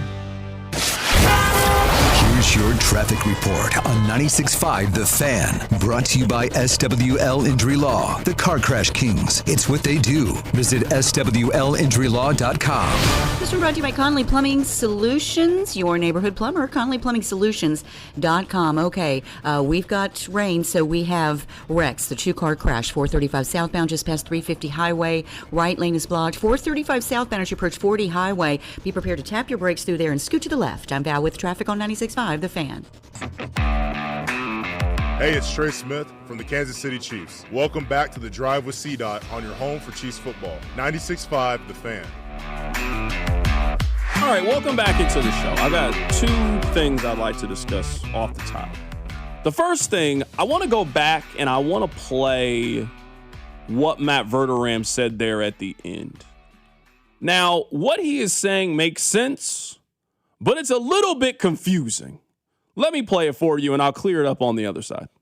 I also think that the difference in the coaching, I don't think some people give that enough credit for what that's going to look like. Like, they have gone for 3 years offensively where it just seems like it doesn't really matter if you make a mistake, if you screw up, if you run a route at half speed because you didn't feel like because you're the third option. Like, so much went without being accounted for. I don't think it's an accident that they brought in a guy who the second they brought him in, Travis Kelce and Patrick Mahomes, on every single airway they could find, were like, this guy to bring accountability. To act, I think that the coaching difference is going to make a massive impact on this team. Now, is it enough to cover up for depth issues and Rashee Rice and what he does when he's not on a football field? That's the question for me. But I think the offense has the potential to be very, very good if things break right for them. I understand what Matt Verderame is saying. And I'm not saying that is not important to a team, and I'm not saying that is not necessary for a team. And maybe I'm the only person that is thinking this as he was talking. Doesn't that accountability need to also come from the players on the field? Like what he is describing, we've all seen before. Hey, you're not doing your job. Isn't that the responsibility not just of Connor Embry? Isn't that not just the responsibility of Matt Nagy? Isn't that also the responsibility of Patrick Mahomes? Isn't that also the responsibility of Travis Kelce? Isn't that Andy Reid's responsibility? The guys that have been there, the guys that have won championships, that the accountability can't just come from these two guys on the sideline. They have to come from some of the policing, and accountability has to come from the inside. If all of the motivation has to come from Steven Spector for the show, then there's a problem in Rob and I's relationship and how it should work. I should be able to communicate something to him, vice versa. That's how things should work. Maybe this is just me going back to I was never wild about the Eric Bieniemy hire the way that everybody else was, but the only role I ever hear from him is accountability, which has a very important role. It needs to be somebody that keeps everybody in line and keeps that all makes sense to me. But we think last year went that wrong because of him. Like, why wasn't Travis Kelce doing some of these things? Why wasn't Patrick Mahomes doing some of these things? Why are they not holding guys accountable? Why are they not checking guys when things are going wrong and incorrect? Some of that just has to come from the team and from the veterans and the guys who are the superstars of the team. I think it is a fair question to ask. And I was someone who was happier than you that Bieniemy was back. But I do think he is someone that will hold that accountability. We've heard it other places. I mean, we all know now the LaShawn McCoy story about how he felt he was going to come into Kansas City, be running back one. He got cut late. It was go time, and he had beef with the offensive coordinator. And that's why at the end of the season, LaShawn McCoy was not running back one. He wasn't even active for the Super Bowl, all those things. I think Bieniemy brings that, and that's important. But I do think you're right, too. Where are the other leaders? Maybe Matt Nagy's not the type of leader Eric Bieniemy is, but it's not like Patrick Mahomes was looking around being like, man, everyone's doing a bad job. Why is no one being held accountable? Go do it yourself. Why wasn't the quarterback coach going to jump in? Why wasn't Connor? I think two things can be true at once. It is going to get better from the top down because Bieniemy is that guy, but it's fair to ask, why did one guy leaving break the entire structure? Yeah, and this part I disagree with. Text line 913-586-7965. Mahomes' responsibility is to be the quarterback of the team. It's not his responsibility to babysit other players. He has enough on his plate. That responsibility should come from the coaches. I feel like anytime we have these conversations, my stance is always the same. What does it then mean to be a leader? Like when we say this guy has great leadership, what does leadership entail for you? What does it require for you? Because leadership can be different depending on the moment and the situation. Sometimes you need to be a leader on the field, and the leading needs to be, hey, we about to go score. Listen to me. Do what I tell you to do. We're about to go score. Sometimes leadership has to be pulling a guy aside to say, hey, what you're doing is incorrect. That's not how we do things around here. I'm going to show you the correct way that we do things here. Sometimes leadership has to be staying after practice and watching extra film with Xavier Worthy to make sure that he is in line with the game plan. They're giving Patrick Mahomes $1 billion to be the quarterback of their team. Your responsibility needs to be a little bit more than, hey, I'm going to focus on my job. You focus on your job. So again, I'm not saying he doesn't do that. I'm just going off the cut that we were reacted to from Matt Verderame. Hey, Eric Bieniemy's job is going to be accountability. Man, some of that has to be Pat. Some of the yelling came from Bill Belichick, I'm sure. I think we know enough about Tom Brady's personality. Some of that yelling came from Tom, too. Some of that responsibility came from, I'm going to tell you what you need to do. And if you don't do what I tell you need to do, you don't got to worry about Bill because I'm going to be the one that get after you. Some of that responsibility has to be managed by the 53 guys on the roster. Doesn't some of that responsibility fall on Andy, too? Like, I get what you're saying. I don't know. I see it totally eye-to-eye with you on the players. But how come the head coach doesn't have that level of accountability? How come the head coach, when he sees his defensive tackle quit on a play in Jacksonville, doesn't have the clout in the locker room to say, hey, we're going to talk about this? How come the offense, according to Matt Verderam's cut, had players not running through routes, had players kind of being lazy, all the things? You're the head coach that calls the plays. You can't hold the players accountable? Like, I think it falls on everyone. And I think Eric Bieniemy is going to be the guy who can pick up the slack that Matt Nagy dropped, but some of it falls on Andy Reid, Patrick Mahomes. It falls on every leader. I don't think anyone is abstained from this conversation. If the problem was just accountability, that's an indictment on every single leader in that locker room last year. Not just the players, but the coaches too. And it starts at the top. Where was Andy Reid in these moments? For sure. I mean, last year they had a lot of things go wrong. A lot of people are bringing up the Jawan Taylor incident last year too about the hold. And I didn't really like how Travis Kelce did it in that scenario. I'm also a big believer in these scenarios that the accountability has to go both ways. If I can yell at you, you have to be able to yell at me too. Like it has to go both of those kind of ways. So I'm all for just holding everybody accountable. Hey, we're a team here and we all should be pushing and working in the same direction.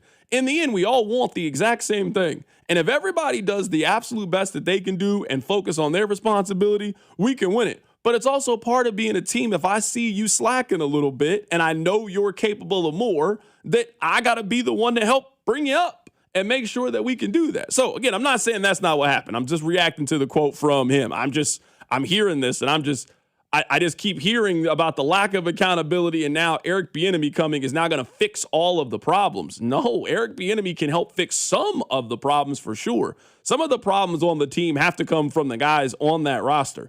You need Rashee Rice to hold himself to a measure of accountability. You need Travis Kelce to hold himself in certain situations with composure to a certain measure of accountability. I think ultimately that's how you get the most out of your roster. Special thanks again to Matt Verderame for coming on the show and talking a little football with him. Always enjoy talking with him. So that's my first thing, Rob, just talking about the accountability and all of those things. The next thing I want to get your opinion on. This is Nate Taylor. He was on Cody and Gold earlier today talking about what the Chiefs need to figure out heading into training camp.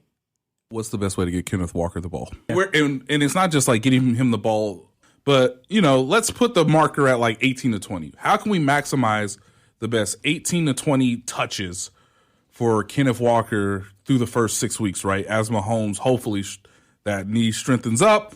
He gets a little bit more mobile. He gets a little bit more confident in what he can and can't do on the football field. And, he's well protected. It's simple. If you can run the ball, usually everything else opens up. I don't have any worry about their commitment to Kenneth Walker. Do you guys have questions about their commitment to Kenneth Walker? Because I feel that one of the tropes of the Chiefs season is that Andy doesn't run the football. I don't know why you were going to run the football a whole lot with the options that they had last year. It is the middle of July, and their leading running back from last season is still unemployed. Still just sitting there. I don't know if I could have came on here and kept advocating, hey, the real key to open up this offense is more Kareem Hunt and Isaiah Pacheco touches. We were watching the same games last year. I think they got a little bit of pop now. I think they got a little bit of sizzle. Now, I'm not saying I will never complain about this. I mean, that kind of comes with the job. I'm going to complain about something, but I don't really have any question on what I think the usage of Kenneth Walker is going to be. And I would guess that over the course of the season, it'll be pretty similar to what he has already done in Seattle, and that the numbers will be pretty comparable. I just don't think you go out and spend the amount of money that they spent on Kenneth Walker to then turn around and not use him. So I think he's going to be used. I think they'll use him in the run game. I think they'll use him in the pass game. You just don't spend as much resources as they did at running back to then turn around and not use running backs. That was the room that they improved the most. It was like they understood that it was a problem last year. Hey, everything we did at running back last year was wrong. We need to completely start over. I just don't think you have that mindset in March, in April, and in May, and then in October and September and November. I don't think you now turn around and abandon what your plan was in the offseason. So I don't have any worry about how they're going to use the running back, but I'm guessing that Kansas City as a whole has some, because that is just something we love to say about Andy Reid and not trusting him to run the ball. Maybe this is me saying the same thing different. I'm not worried about the amount of touches. They're paying him too much money to not let him touch the football. Can I complain and be worried about how they're getting him the touches? Because what was a very common storyline last year at the Chiefs? It wasn't just commitment to the run, it was how they ran. Too many shotgun runs was a segment we did too often on this show last year. Too reliance on RPO was a segment we did too often on this show last year. And the fact that we pulled the numbers and under center runs, they were good, and they just never committed to it. So I agree with you. They're going to use Kenneth Walker. They're going to use and abuse Kenneth Walker. I have no doubt about that. But is it fair to complain or have worry or concern about how they use him? Because what made him great in Seattle is running under center. What Eric Bieniemy learned and saw with Kyle Monangai and DeAndre Swift in Chicago was running under center. If he is a shotgun RPO runner here, I don't care how many touches he's getting. It's a matter of getting him effective touches. So maybe we're saying the same thing, just different.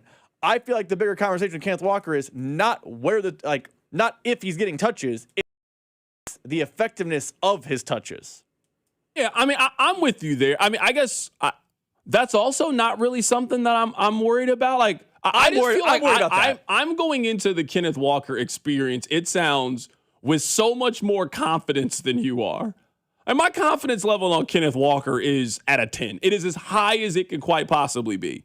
Now, I don't think that Kenneth Walker is now coming to Kansas City and he's going to find some next gear. Like, I don't think he's some guy who's been underutilized in Seattle, and now he's coming in here and he's going to go from an 1,000-yard back to a 1,400-yard, 1,500-yard. He's going to be in the conversation for Offensive Player of the Year.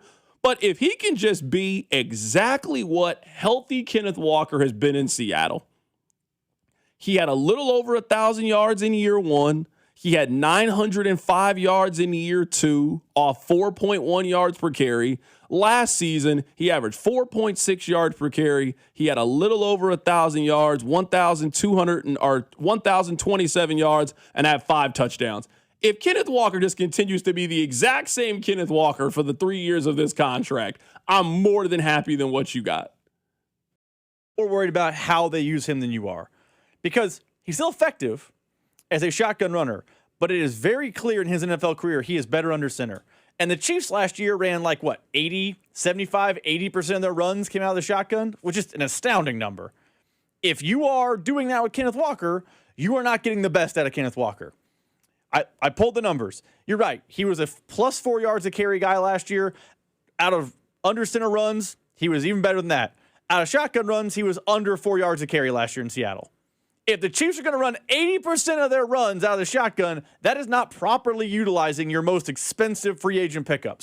But you know what? I'm not worried about it, because I think Eric Bieniemy has the ear of Andy Reid, and he just saw Ben Johnson run the ball effectively in Chicago and Detroit under center.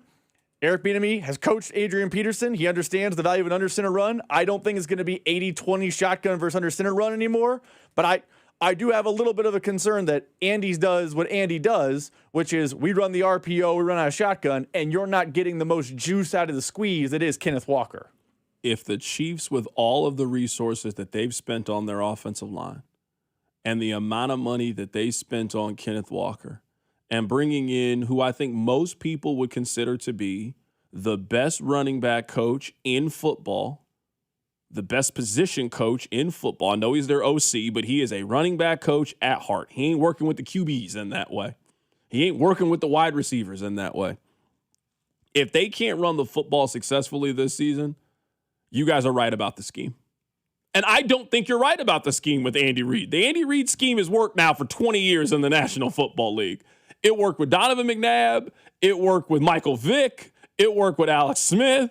It worked with Patrick Mahomes. So I don't agree with you guys that the scheme is outdated and doesn't work. It seemed to work pretty good those 3 straight years they went to the Super Bowl. So I don't agree with you. If they can't make Kenneth Walker's signing work for a non-injury reason, and they can't continue what he's been doing and run the football effectively, I will come around to your side. That's why I'm just looking at it I think you could argue that it might be the best possible situation for Kenneth Walker. Of all the teams that were interested in free agency, it's not like you thought he was joining the Eagles or something like that, like a team that has that kind of scheme. Of all the teams that were realistically interested in Kenneth Walker, of all the teams that you could possibly go to, he picked by far and away the best situation and the situation where he is most needed. If they can't make it work, something's wrong with Andy Reid. And I'll just have a lot of questions. Hey, you've made it work with every running back, Rob, that you and I think is good. He's made it work. There was a time where we thought that Kareem Hunt was really good. He turned him into a leading rusher in the NFL. Jamal Charles had some of his best seasons.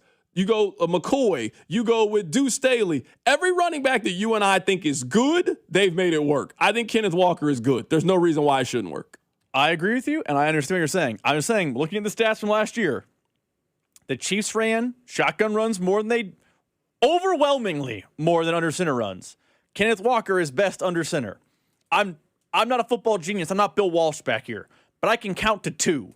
You spent all this money on Kenneth Walker. He was the best running back available in free agency. He was Super Bowl MVP, 1,000-yard-a-year kind of guy. Good football player. Do what makes him great.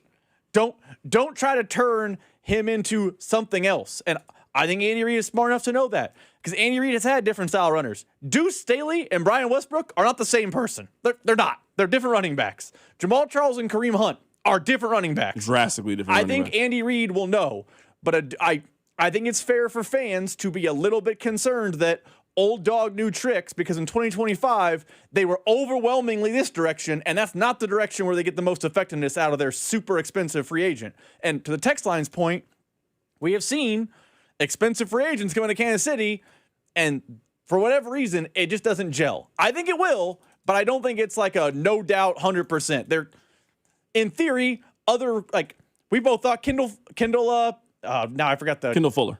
Not Kendall Fuller. Who's the cornerback? Number 8, Christian Fulton. Excuse me, Christian Fulton. I didn't know. I was confused for a second of where we were going. I was thinking of bad corners about it. Christian Fulton was a guy on paper that we thought made sense. Did not work out for the team. So I think it's fair by fans to have a level of intrepidation. Yeah, I mean, I'm seeing right here, C-Dot, you're going to say this team has never acquired players to not use them. What about Elijah Mitchell, LaShawn McCoy, D-Hop, Joshua Uche, or some names that just come to mind? I'm just not going to put Elijah Mitchell in the same category as Kenneth Walker, who is the 4th highest paid running back in the National Football League. Like, I get the point. You're right. They have traded a 6th round pick for a guy, and it ended up not working out. I genuinely believe that Kenneth Walker was the number one thing on their Christmas wish list. I think he was a PlayStation 2 for them. I don't think as a kid you ask for a PlayStation 2, you then get the PlayStation 2, and then you don't play it. I just don't believe it. I find that very, very hard to believe, especially when all of the money, they went day one in free agency. Hey, let's go get him. They gave him $30 million guaranteed. I just find it hard to believe that they don't have a plan for how to use him and how to get the most out of his ability. So I know that people are a little bit jaded with the run game based on what we've seen the last couple of years. I understand that. It has been a while since they have had a top 10 in their prime running back on their team. That is not what Isaiah Pacheco was. That's not what this version of Kareem Hunt was. That's what the version before was. It has been a very long time. In fact, Patrick has not played with this caliber of running back since 2018. Patrick had no kids the last time they had a running back like this. I don't have any doubt in my mind, none. I have no doubt in my mind that Kenneth Walker will be used heavily this season with the Chiefs and will be very, very effective in Kansas City based on all of the things that we've mentioned, based on who their head coach is, based on who their offensive coordinator is in his background, based on how many resources that they've spent on the offensive line, based on their quarterback's health situation coming into the year. I'm real confident that they're going to run the ball successfully with Kenneth Walker. Keep it right here. You're listening to The Drive on 96.5 The Fan. The Drive with Carrington Harrison on your home for Kansas City sports. 96.5 The Fan. Well, it's Carrington Harrison from The Drive here. Let me ask you a couple of questions. Do you have poor sleep? What about low energy? How about brain fog, a reduced sex drive, weight gain, and workouts that just don't deliver like they used to? Well, the problem could be low testosterone. And the truth is, those testosterone levels can start declining as early as your 30s, 2 or 3% every single year. And before you know it, you just don't feel like the same man you did back in the day. Well, you don't have to accept this as just aging. Heartland Men's Health specializes in customized testosterone therapy and targeted body composition plans. You might think you have low T. Well, pick up the phone and call this number, 844-447-6600, or check out the website and take this simple 10-question quiz. Visit heartlandmenshealth.com. Your initial visit is just $100, includes a medical consultation, a PSA test, and lab results in about 30 minutes, and your treatment can start that day. 3 locations, Overland Park, Independence, North Kansas City. There's no need to wait. Go stop by and see my friends over at Heartland Men's Health. Feature therapies are compounded and have not been evaluated nor approved by the FDA. Provider prescription required. See website for details. Baseball season is in full swing, and you can trade every game over on Kalshi. On Kalshi, you trade every game, futures, and even the all-star events. For instance, maybe you're thinking about, well, I want to figure out who's going to take home the trophy. Maybe you like Milwaukee to do so. A $100 trade over on Kalshi right now could net you a $1,068 payout. Those are the kind of things you can do over there on Kalshi, because over there you're trading against a person in a live market, meaning there is no house, and the probability changes. You can buy in and out of your position depending on what position of yours you like. And for a limited time, download the Kalshi app and use promo code TAPP, T-A-P-P, to get $10 when you trade 10. K-A-L-S-H-I, Kalshi, trade on anything. 18 plus only. Restrictions and eligibility requirements apply. Event contract trading involves risk and may not be suitable for all investors. Prices, values, and available markets may differ from those mentioned. For more information, visit Kalshi.com/regular. Look who has extra pep in their step. Well, I just finished my to-do list. Gas tank is full, tonight's dinner plans are set, grocery shopping is complete, and I even got everything for those barbecues and pool parties we have planned. You know what's even better? What? Every one of those stops gets me a bit of money back. How are you doing that? By using Upside. Upside? What's that? It's a free app where I earn cash back on gas, groceries, and dining out. They even gave me a cashback bonus on my first grocery trip. So that extra pep comes from all that cash back. Looks like I need to download Upside. You really do. Earn cash back on errands and everyday essentials. Download Upside and use promo code TUNEIN5 to earn an extra $5 cash back on your first purchase at one of over 100,000 available locations. That's promo code TUNEIN5 for an extra $5 cash back. Remember, use promo code TUNEIN5. Offers vary by user and location at participating merchants. Go to upside.com for terms and conditions. In a world parched for excitement, Twisted Tea's your refreshing thrill ride of flavor. The hard iced tea that's smooth, made with real brewed tea and 5% alcohol. Twisted Tea. Keep it twisted. Twisted Tea Brewing Company, Cincinnati, Ohio. Please drink responsibly. This is the story of the one. As a maintenance engineer at a beverage manufacturing plant, he starts his day knowing every line is ready to run because Grainger delivers the industrial-grade products he needs to keep mixers, conveyors, and packaging equipment moving. With Grainger's vast selection of bearings, belts, and motors, he keeps operations running smoothly, so nothing grinds to a halt. Call 1-800-GRAINGER, click Grainger.com, or just stop by. Grainger, for the ones who get it done. If Twisted Tea was your best friend, they'd start a dance party in the supermarket that turns into a pool party at your place, and you don't even own a pool. Twisted Tea is smooth, refreshing, and always fun. Twisted Tea Hard Iced Tea. Keep it twisted. Twisted Tea Brewing Company, Cincinnati, Ohio. Please drink responsibly. Here's your traffic report on 96.5 The Fan. Brought to you by SWL Injury Law, the Car Crash Kings. It's what they do. Visit SWLinjurylaw.com. This one brought to you by Conley Plumbing Solutions, your neighborhood plumber. ConleyPlumbingSolutions.com. New crash downtown, 35 southbound, just past 20th. Right lane is blocked. We've got the crash that is 35 northbound at 95th. Okay, you'll tap your brakes there. I'm Val with traffic on 96.5 The Fan. Welcome to your home for Royals baseball. 96.5 The Fan. I think we're all really guilty of this. I'm a part of this too. I think we are weirdly obsessed with television ratings for whatever reason. So there's a story right now for Netflix that you might find this hard to believe, but the ratings were down for the Home Run Derby. It is the lowest audience that the Home Run Derby has had since 2003.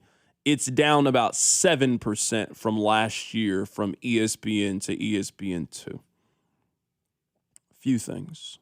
Number one, I think Netflix could have told you that they were expecting this, that the ratings would be down a little bit. I think that sometimes the average consumer kind of underestimates the patterns that they have and how long it takes to break people's pattern of, for so long, the Home Run Derby has been on ESPN, and now for the first time, it wasn't on ESPN. So for 20 years, everybody knew the home of the Home Run Derby. It's just going to take a little bit of time. Now, Rob, you and I look at the ratings. When we made the initial journey over to 96.5 The Fan, it took a little bit. You got to get used to it. You got to adjust. Over time, you now realize, oh, it's a little bit easier. Rob, tomorrow, we could spend a month announcing that we are changing the text line number. We changed it 3-4 times since I've been here.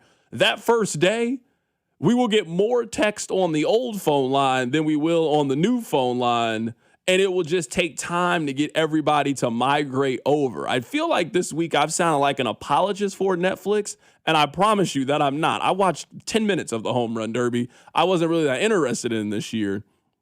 But I just think that sometimes we use these ratings as a metric when I don't think it is an example of potentially lost interest in the Home Run Derby. They're not canceling the Home Run Derby anytime soon. Netflix thinks it's worthy enough to buy. It's sold out. It had interest. People are talking about it. There's a buzz about it. I just think that it is going to take us as consumers a little bit longer to switch over to streaming and fully embrace where television is heading, maybe a little bit longer than they think it will take. I also think it's important to note, this is not something you got to go over to go get. We don't have any problem finding Thursday Night Football. We got no problem finding that for something that we really, really want to watch. But for something that is definitely a niche product and you didn't have the heavyweight big-time stars in there, it's not like Ohtani did it or Aaron Judge did it or one of those kind of guys did it. I'm not surprised that the numbers were down a little bit. I also think, to your television ratings point, I don't think the average consumer understands them. Like, I get the 25 million people watch. That's good. It's down 7%. That's bad. I think we overvalue them because we look at them compared to the NFL and we think, oh, well, if you're not the NFL, it's a failure. I think you're right. I think Netflix anticipated year one, it's going to be, you got to kind of find out where we are. They had to figure out the hiccups. There were problems with the broadcast, I felt, but if it's on Netflix next year, more people will migrate over. They will have learned from their mistakes, and it will be overall a better product. Like I 100% agree with your point. We overvalue television ratings, and then when things change and the ratings look bad, we celebrate like, see, the old way was better. It's going to happen again. Remember the first time ESPN was in control of Red Zone? Everyone blamed every flaw of Red Zone on ESPN. Yeah, for sure. It's that, just on steroids. Yeah, text line 913 586-7965. Someone just texted in. Let me find it. I don't think people were lost of where to find it. I think there's a lot of people that don't have Netflix because they can't afford it. There are 90 million paid subscribers in the United States to YouTube, or Netflix, excuse me. I don't think that Netflix is an accessibility issue. Now, if you were telling me that it's on Paramount Plus that just doesn't nearly have the consumer base that Netflix does, yeah, that's a little bit of a different conversation. It's 2026. Almost everybody got Netflix. It's just too big and too powerful at this point. I think you could argue that Netflix is the most popular television channel. I know people don't look at it like a television channel because of all the things that it offers, but if you were just going off their original programming, not you watching a show that somebody else made that they put on there, not them putting Friends on there, Scrubs on there, I'm talking their own original content, I think Netflix is the most powerful television channel. Yeah, probably.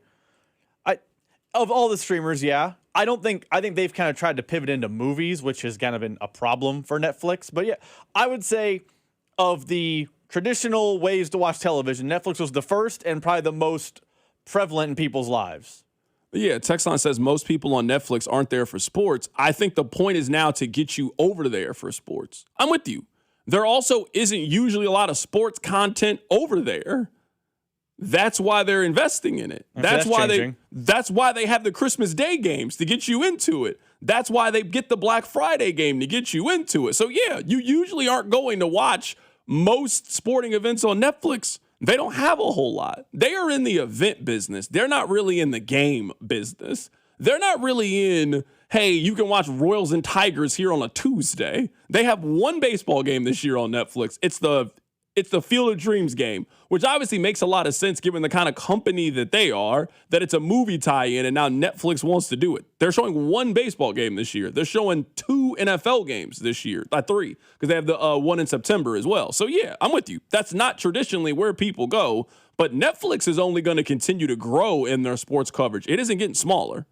I would say, actually, you see it on every network. Netflix is doing it backwards.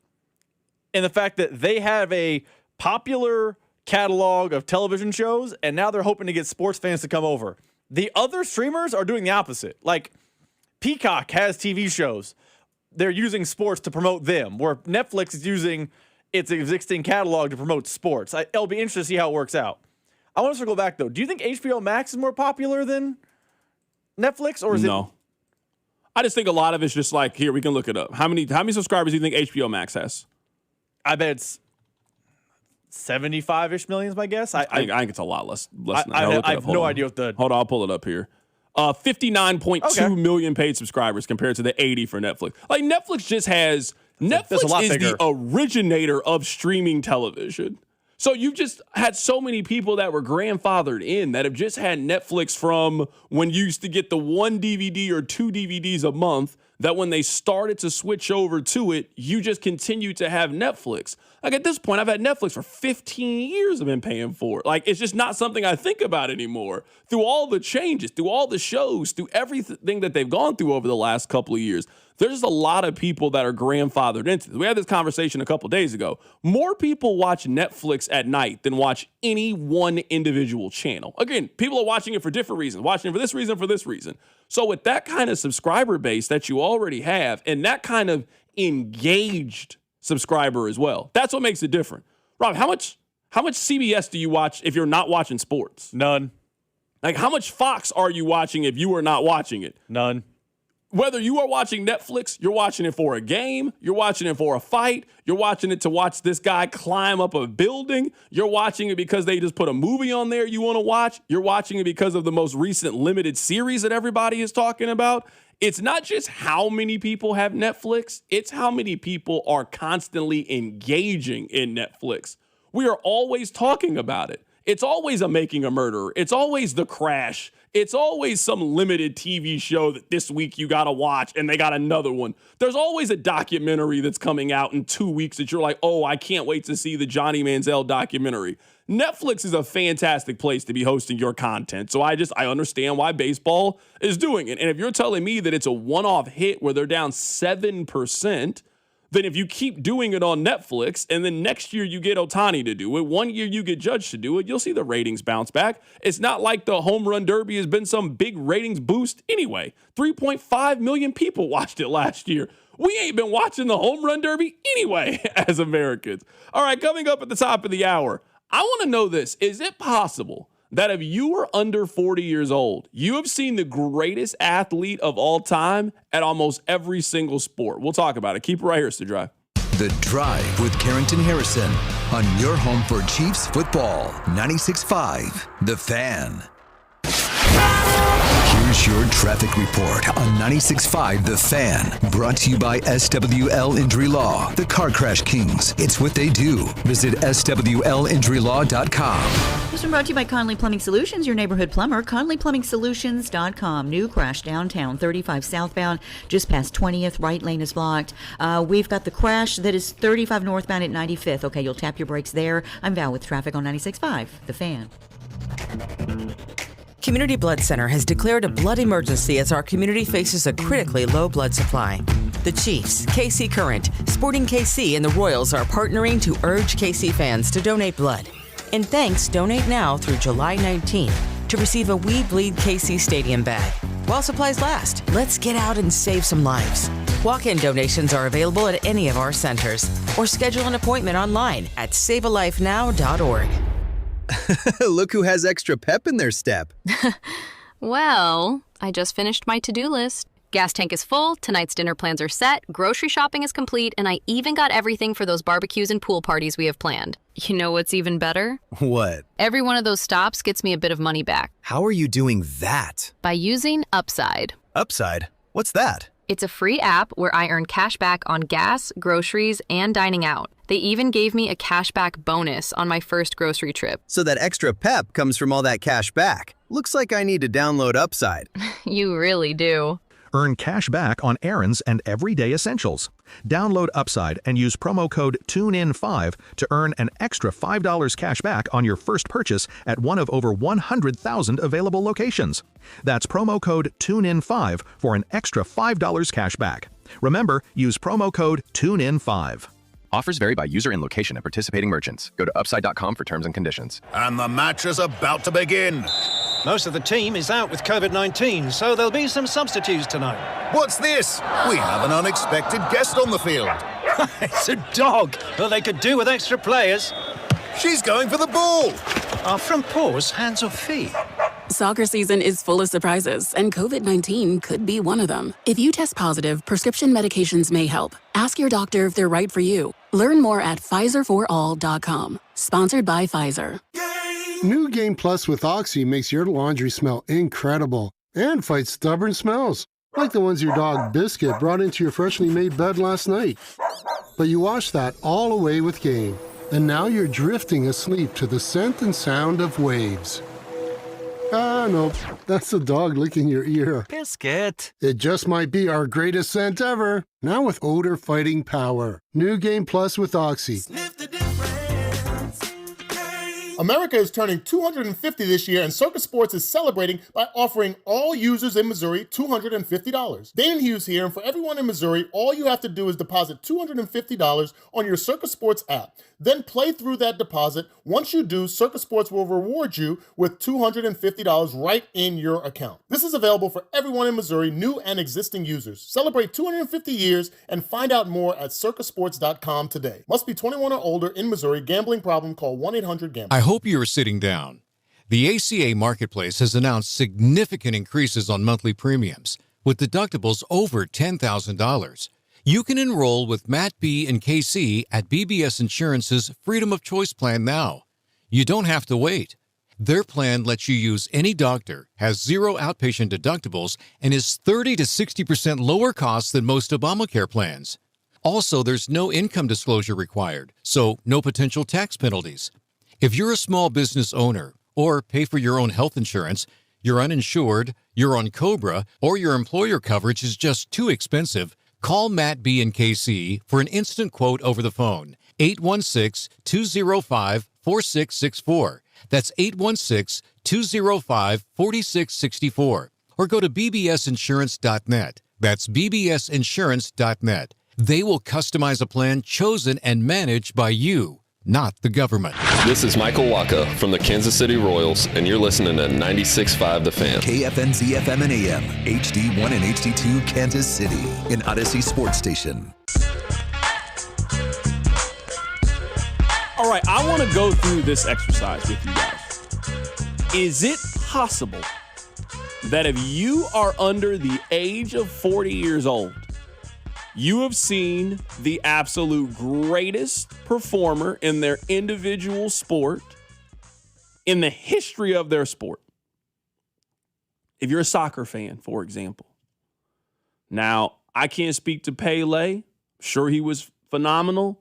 Everybody who's a big soccer fan speaks on Pele's legend. That 5'7" guy from Argentina playing soccer right now, people tell me that he's the best. He's played in Kansas City 3 separate times. You've had 3 chances to go see Lionel Messi play. Lionel Messi has more wins at Arrowhead than Justin Herbert does.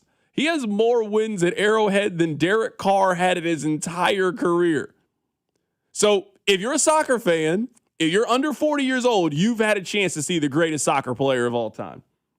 If you're a basketball fan and you're under 40, now, you were a kid, but Rob, you absolutely saw Michael Jordan play basketball multiple times. You saw Mike when he was still good.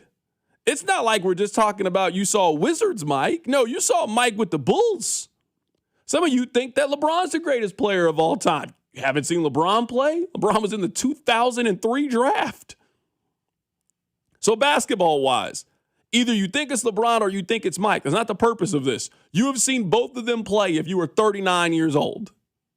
In football, I think the most accomplished player of all time is Tom Brady. Now, maybe you argue he's not the greatest football player of all time. Well, who would you like to argue is the greatest football player of all time? Because Brady's certainly done more than any football player has ever had. But maybe you think it's somebody else. Maybe you think it's Barry Sanders. Maybe you think you saw all those guys play. Baseball. To me, the answer is very, very simple to me. Like, the answer is simple to me. It's either Barry Bonds or Shohei Ohtani. I find it hard to believe that I find it really, really hard to believe that there is a human being that's ever been better at baseball than either two of those people. Like, who would the argument be? Like, if you were telling me, hey, you have to eliminate Bonds, you have to eliminate Shohei as the greatest baseball player of all time, who are you arguing? You're arguing Mickey Mantle? Who are you arguing is the greatest baseball player of all time? Willie Mays, maybe? You think he was better than Barry and Shohei? I'm just naming the options if an old head was trying to make a conversation. No, I'm just asking. I'm throwing it out there in terms of, you got to tell me, you will have saw Wayne Gretzky play. You saw the fastest human being that's ever lived in Usain Bolt. You've seen the most decorated Olympian in Michael Phelps. I was really sitting there and I was wondering, I was like, you know what? If you're like over the age of 35, if you're 35 and up, you've seen the absolute greatest to ever do it. You don't even got to be some super old guy. You can tell some back in the day stories. Like, no, you can tell pretty current, pretty recent stories when it comes to all of these individuals. Somebody said, I'm taking Griffey over Bonds. Absolutely not. Absolutely not. You can't do that. Come on now. You know that. I'm not saying Griffey wasn't cool. We all love Ken Griffey Jr. Ken Griffey Jr. was not better at baseball than Barry Bonds. He's not better at baseball than Shohei Ohtani is. I've never seen anything like Shohei before. It's like he was created in some baseball lab that they just put together. Like, wait, you're telling me that guy can go hit 3 home runs and pitch a complete game no-hitter in the same day? And then come back out here tomorrow and hit again? No, you're the best. I don't know what to tell you. That guy's amazing. I love Griffey too. Griffey to me is like if you're arguing Aaron Rodgers is the greatest quarterback of all time. No one's saying he ain't good. You just can't argue to me that Ken Griffey Jr. is the best baseball player that we've ever seen. Yeah, no, he's not one. I don't think your thought is wrong. Let me ask you this, though. Does that mean that the next wave in the next 20, 30 years, all the 30-year-olds will have seen the next wave? Because everyone you've described, because of their relative young age, happened in the last 40 to 45 years. That's fair. If that happens again, because before that, before Bonds, Willie Mays, Babe Ruth, probably the greatest player of all time. A long time had passed. Before Wayne, hockey, never mind about hockey. I don't know about Wayne Gretzky. Before Tom Brady, it had been 30 years of Joe Montana. Like, is it going to be when me and you are 50 and 60, the young kids are saying, hey, I've seen the greatest of all time. I've seen fill in the blank. I'm with you, and I think that's a very, very fair point. I guess what I would say and maybe just the criteria is going to change.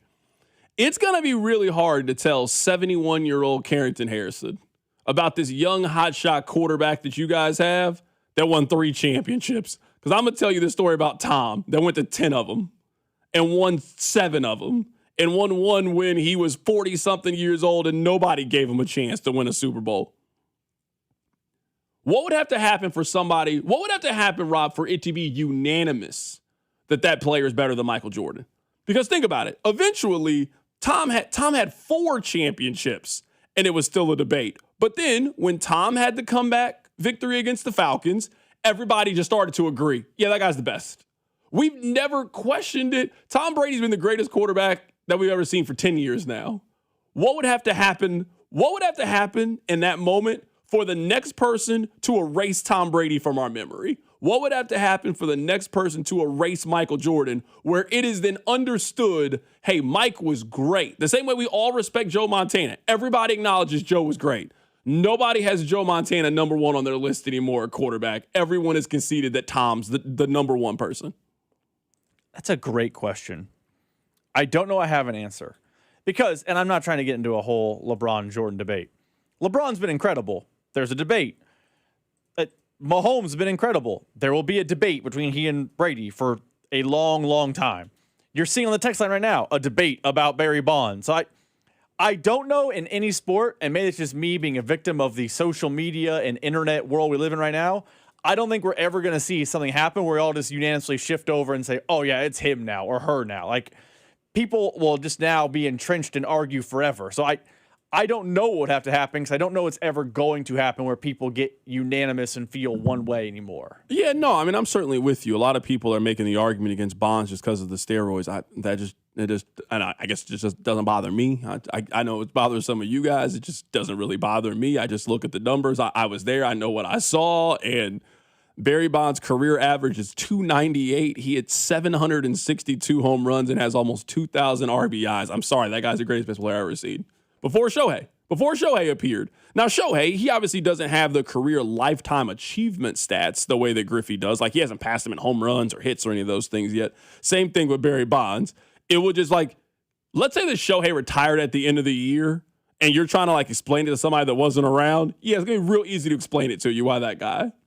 I firmly believe if Shohei said, I don't want to hit anymore, I'm going to focus on being a pitcher, I think that Shohei could win the Cy Young Award. If Shohei just said, I'm not going to pitch anymore, I'm just going to focus on being a hitter, I think he would win MVP as a hitter. We've never had a baseball player like that. That person's the best. I mean, he's literally won MVPs doing both. Let's just give you an idea. He stole what? I forget this. He does a little bit of everything. I still think Bonds is better, but Shohei Ohtani's case is Shohei Ohtani is the Babe Ruth of our era. That's his case for being the greatest of all time. For sure. A lot of people mentioned golf, too. I don't want to leave out Tiger Woods in this conversation as well. A lot of people might argue Jack just because of the majors, but Tiger was one of those things. I mean, we all remember when Tiger was at his absolute peak. He was a force. I feel like we've seen the greatest male tennis player of all time. We've seen the greatest female tennis player of all time. Like, we've been really fortunate over the last, let's say, 35 years of sports history where we have gotten to see somebody who inevitably would be considered to be the greatest of all time at whatever they were doing. We've been very, very lucky, I think, to see that. Is there even a sport right now we watch where it's like, oh, the old head's the greatest of all time, and we don't even really debate it? Because football, we have the debate. Basketball, we have the debate. Yeah. Like, is there a sport that we watch where you're like, you know what? This guy, the old timer, Bobby Orr is the greatest of all time. We just don't even argue it. It feels like everyone's been usurped locally. I would say probably Muhammad Ali is probably the only one. That's fair. Muhammad Ali might be the only person that their peak was in the 60s or 70s. That's fair. And you would say that is the greatest boxer of all time. He might be the only person that you would say that's the case for. That's fair. I didn't even think about boxing because it's kind of out of sight, out of mind. You're right. Outside of Muhammad Ali, I think every other sport is, you argue, the more current person is the better one. Yeah, someone said you also have seen the greatest hot dog eater of all time. No, you're right. I mean, I'm not here to disrespect Joey Chestnut. That would never happen. Not on my watch. I would never disrespect him. But no, that was just something, as I was watching some World Cup highlights yesterday about Lionel Messi, I was focused on the show while Rob was just lounging around watching television, not being focused. And I was like, he just had 2 assists, win the game in regulation. He's 41 years old, and he's been the best player in the World Cup. I mean, Lionel Messi has been the best player in 2 World Cups. That's over an 8-year span. For the last 8 years, he's been the best soccer player in the world. That's really, really difficult to do. And we're talking about in your 30s plus. It's not like he's Yamal and he's 19 years old, and from 19 to 27, he was the best player.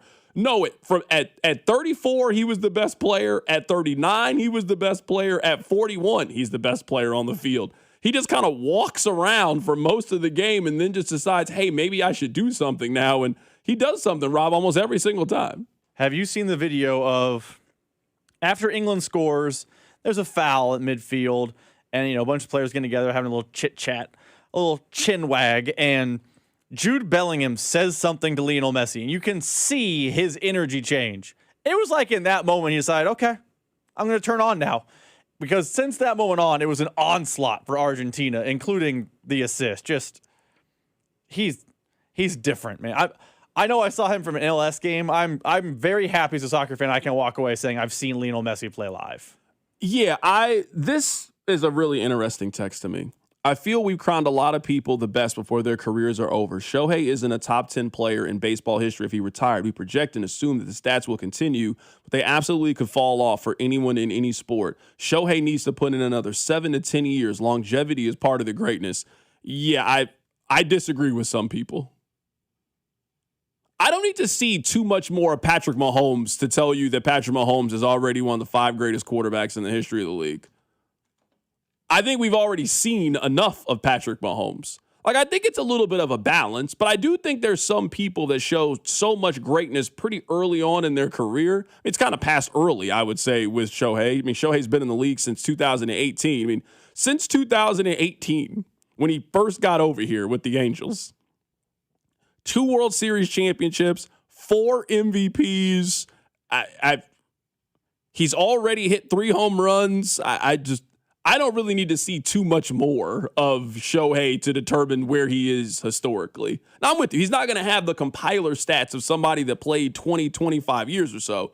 But if Shohei retired early like Barry Sanders did, we are going to tell the legend of Shohei the same way we did with Barry Sanders. Barry Sanders didn't have the longevity that certain other running backs have had. He didn't have the longevity of a Frank Gore, for example. Barry Sanders is the greatest running back that I've ever seen. For every other athlete that we have ever watched, maybe aside from Shohei, there has been an historical comparison. For as great as Mahomes is, he looks like somebody you've seen before. He might do it more consistently than they do it, but he looks like someone you've seen before. There is not a running back that looked like Barry Sanders before him. And since Barry Sanders retired in 1998, who's the running back that you think looks like he looks like? Who's the guy you would put? We've seen a lot of great running backs since 98. We've had almost 30 years of running backs since Barry Sanders. Who's the one that comes closest to what he looked like? So, yeah, I didn't need too much more Barry Sanders to know, yeah, that guy's the best. He's the best I ever seen. I mean, it's one of those things where if you can retire today and we know you're one of the greatest, then yeah. And by the way, the texter's right. He will get more longevity stats. But the fact that it's a conversation at where he's in at his career just shows how truly great he was.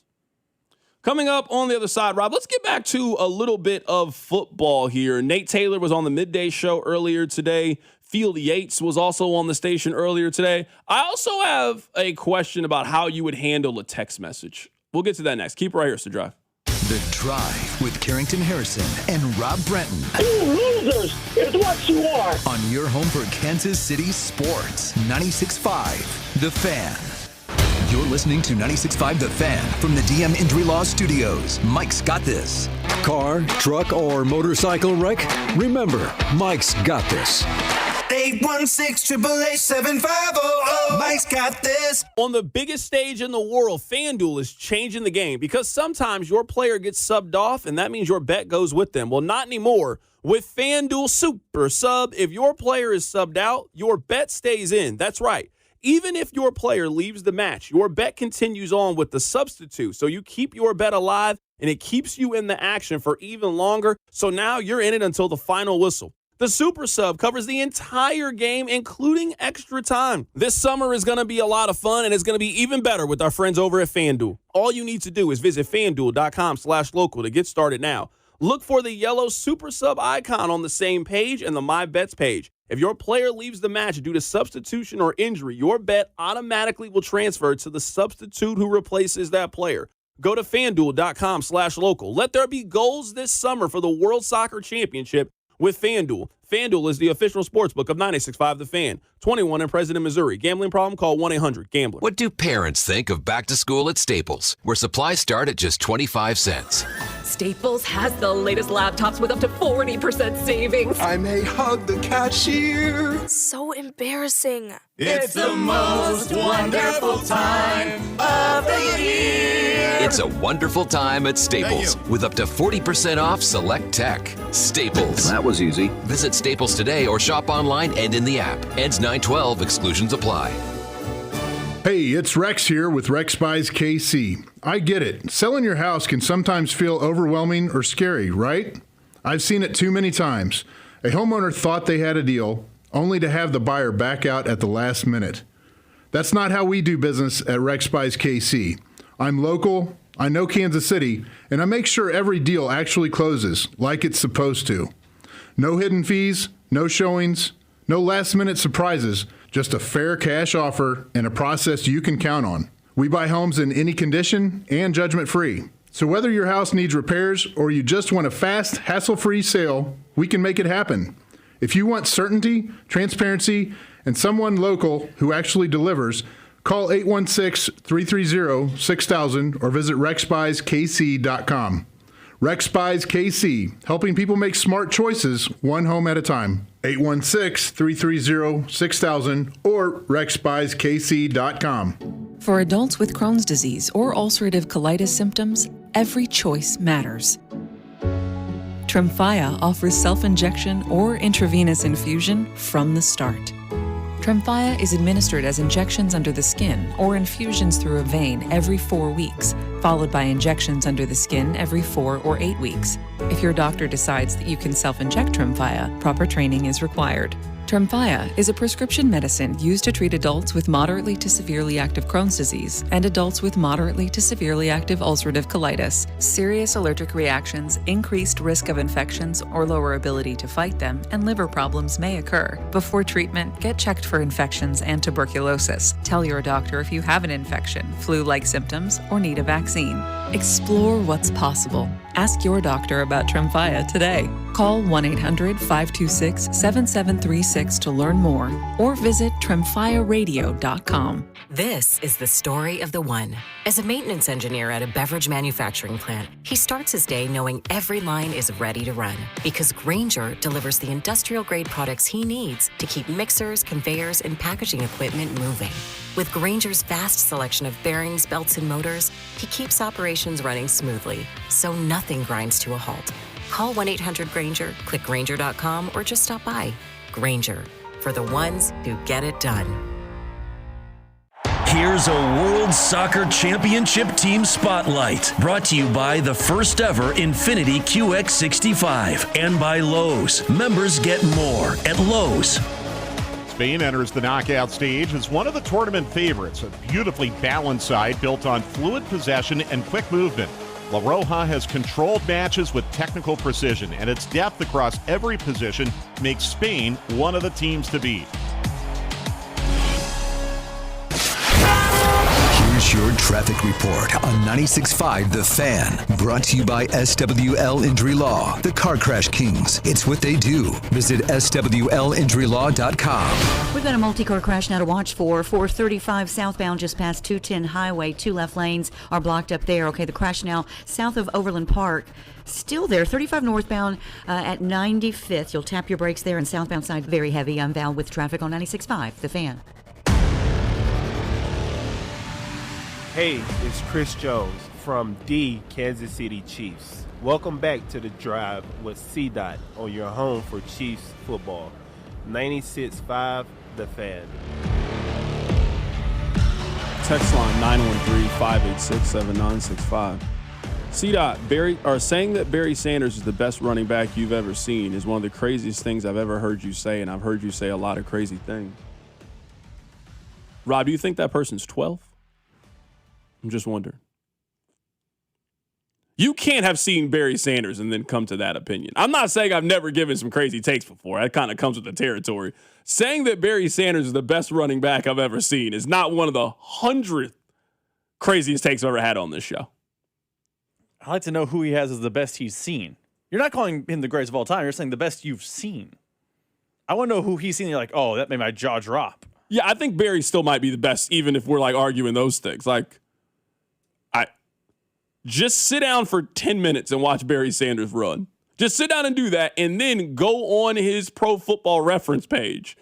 Because you know how we use excuses for guys like, oh, that guy would be really good if he had good teammates around him, or, oh, that guy can't be good. Look at what team he was on. Never seemed to stop Barry Sanders from being that in an offense that you knew he was going to be the focal point of. It's not like Barry Sanders played on a lot of really good teams. Barry Sanders' average every year was 340 carries, 1,700 yards, and 11 touchdowns. He did this for a decade on the Lions. On the Lions. Insane. Absolutely insane. You know how good at football you had to be in the 90s to win MVP playing for the Lions? I'm serious. You know how good at football you had to be? Think about that. You would never consider something like that today. Barry Sanders won MVP on a 9-win football team. That probably was a 3-win football team if he wasn't on the team. We would never do that today. Yeah, Barry's the best. That's not a. There's some takes I have that even I think back like, I said that? No, that's one I will never apologize for. I've never seen anything like Barry Sanders before.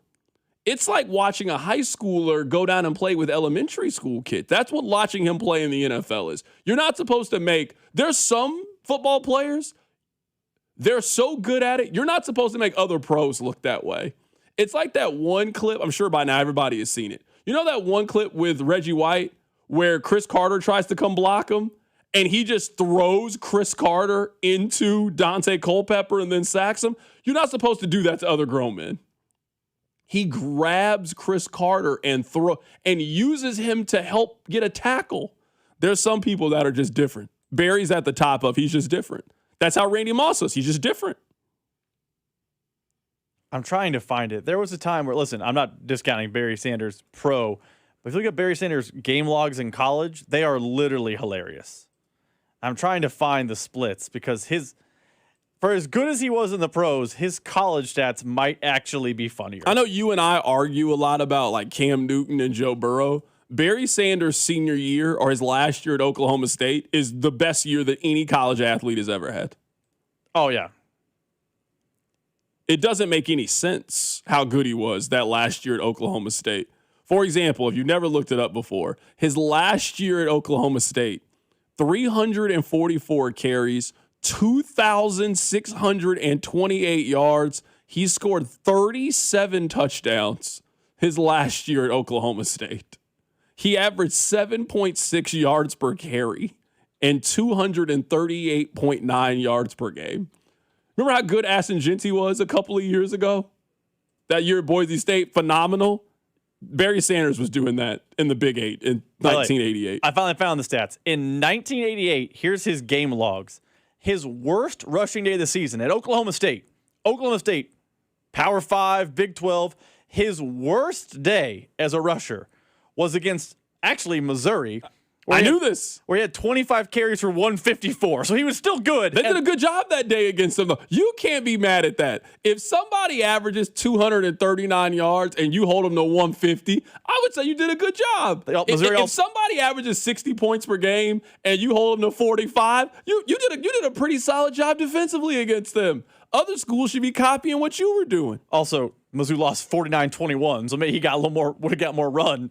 His second worst day was Miami, Ohio, where he also absolutely dominant with 3 touchdowns. These are some crazy. K-State, 37 for 320. Kansas, 37 for 312. Hold on. I might shock you with a hot take here. So some people are saying, C-Dot, you're probably right, but it's not a slam dunk. Walter Payton, a little bit before my time, so I can't comment on Walter Payton. A little bit before my time, rest in peace. Adrian Peterson, you want to have a real debate? Is he the best running back of the 2000s? No, LaDainian Tomlinson. That's what I'm saying. Yeah, LaDainian Tomlinson. Everybody's talking about AP, and I get you. A fantastic runner. Are we sure that AP was better than prime LaDainian Tomlinson? Tomlinson was different. I'm just saying, are we 100% certain if he's better than prime LaDainian Tomlinson? So that's what I'm saying. If there's a comparison on who you can be, I don't know.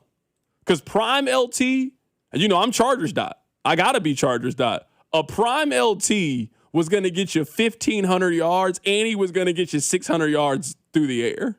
He was going to get you 100. One year, he had 1,700 yards rushing and also had 100 catches. Prime LT was a beast. Some of you won a lot of fantasy football leagues because you either had LaDainian Tomlinson on your team or Priest Holmes back in the day. You won a lot of fantasy leagues off those two guys. His 17-game average would have been 1,400 yards with a crispy 16 touchdowns and another 500 in the air. He was basically that's the 1,500 yards a year average is crazy. Yeah, and I get it. I mean, we all love Adrian Peterson. Don't get me wrong. I just think it's like such a different style of runner. It's like such a physically imposing style of runner. It's like an Earl Campbell kind where, LT's, it appears to be a little bit more finesse. I also understand why you would take the 200, like Adrian Peterson, just a big human being in a lot of ways. But just prime LaDainian Tomlinson. I am not going to discredit anything that he did. Let me ask you this question, Robin. We'll get to football, talk about the Chiefs in a bit. So Tyrese Halliburton said that he texted LeBron to come join the Pacers. He said LeBron replied to him with 3 crying emojis, and he has not spoken with LeBron since. In that scenario, would you rather be ignored and that person just blow off your text or reply how LeBron replied? So, let's say let's make it like a real life sense. Let's say that you ask a young lady out to dinner. Hey, you know what? We've been talking on Tinder for a little bit. I really like you. I want to, can we link up? Can we vibe? Would you rather her reply with 3 crying emojis when you ask, or just not reply and that's the end of the conversation? Which one's more damaging to the ego? See, I think your analogy is not great here because I presume Halliburton and LeBron have a relationship from the Olympics. Sure. So it's not like both played on the Olympics. It's not like a stranger who, for the dating analogy, which in your analogy, yes, I would rather have no response than 3 crying emojis. But if I reached out to a buddy to do something and I knew it was a crazy ask, and I get 3 laughing emojis, that it is what it is. Like, in a few months, the EPL will be back. If I'm going to go out and watch Chelsea at 9 a.m. on a Saturday, if I text you, you want to come through, and you send 3 laughing emojis, game's the game. I knew I was getting. It's a crazy ask, but I got to ask. That's where I think it's different than the dating analogy. I actually think in that context, the crying emoji is acceptable. I mean, I don't know his relationship with Tyrese Halliburton, but if there's one place I know LeBron's not finishing his career, it's with the Indiana Pacers. You asked me kind of knowing that it was a joke. Like, oh, hey, you should come to Indiana. No, LOL. No, I'm not doing that. I think him replying the crying emoji is better than being ignored. Now, to the dating analogy, I actually think that it is better to be ignored than her hit you with the crying emoji. I think it's much better for her just to not reply and that be the end of you talking. Because in the end, she answers your question. She just didn't answer your question. If you hit me with the crying emoji, like you went out of your way, you want me to feel bad in this situation where you could have just not replied and it has been like, all right, it is what it is. Leaving the laughing emoji when you ask someone a serious question is the worst. Yeah, I think the dating analogy, the laughing emoji is worse. For a friend who you know, Tyrese Halliburton had to know that ask is going to be told no. Like, come on now. So the laughing emoji isn't that bad. I just can't imagine thinking that LeBron was going to go play for the Indiana Pacers of all team. Considering all the voice memos we know that he's getting on his phone, the fact that he responded at all is a real win for Tyrese Halliburton. Thought that he was going to go play for the Pacers. That's crazy to me. So let's get back to a little bit of Chiefs football. Nate Taylor was on the midday show earlier today, and here he is talking about Jalen Moore and anticipating this upcoming season. This is my year to prove it. I've never played a full NFL season as a starter in Jalen Moore. So, okay, here it is, Jalen Moore. Here's your opportunity to make some pretty significant money, and you don't necessarily have the biggest burden because you're not protecting Mahomes' blind side coming off an ACL. That's for Josh Simmons. But you do get to remind people what a quality right tackle can look like when that player is not being penalized and is not, sort of short-circuiting the offense because of his own habits. You can change the offense by just being NFL starting quality player. All right, I got 2 toss-up questions. First toss-up question. Who's more likely to be on the team next year? Is it Jalen Moore or Rashee Rice? Both of them are in the final year of a contract. If I told you that one of those 2 players is starting for the Chiefs in 2027, I tell you either Jalen Moore is starting or Rashee Rice is starting. Who's more likely to be starting for the Chiefs next season? Rashee Rice. I don't really think it's that close either. I think it's close because of how much the Chiefs value offensive line. Like, their investment in offensive line is higher than the average team. I think they love Rashee Rice. I also think they love their own more than they love people they've brought in. I agree. I'm just saying it's based on how they've moved. I think they love Rashee Rice. I think they love him. Think about just on the field him. They love him on Sundays. I don't think they love the other stuff. 100%. But I'm saying is they've shown more belief in Rashee Rice than any receiver I can mention in recent memory. This offseason, Rob, they did nothing to even hedge their bets when it comes to Rashee Rice. Think about that. They even hedged their bets at running back. They hedged their bets at corner. They hedged their bets basically everywhere other than D-line. They didn't hedge their bets in any capacity at wide receiver. Aside from the conversation we were having yesterday, we don't have to rehash it about George Karlaftis. They are heavily invested in the belief that Rashee Rice is going to be good this year. And if he is good this year, you are not letting Rashee Rice just hit open free agency and getting nothing for it after you've put up with all of the nonsense that they've put up with.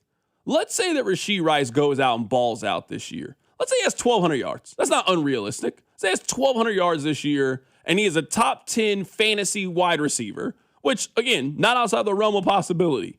We think that the Chiefs are just going to let Rashee Rice go walk free and go play for whatever team he wants at the end of all of this? Absolutely not. Out of that scenario, let's say that Moore plays really well this season and Rice plays really well, who's more likely to be on the team? I think it's Rice, and I don't think it's that necessarily close. I think it's only close because of how the Chiefs love offensive line. I mean, look at the investment they've made in offensive line. I think Rice is the answer, but I think it's closer than you're leading on because they go out of their way to protect Pat. Like there was probably a time where you thought, oh, I don't think Juwan Taylor's coming back, and they restructured his contract where he kind of had to.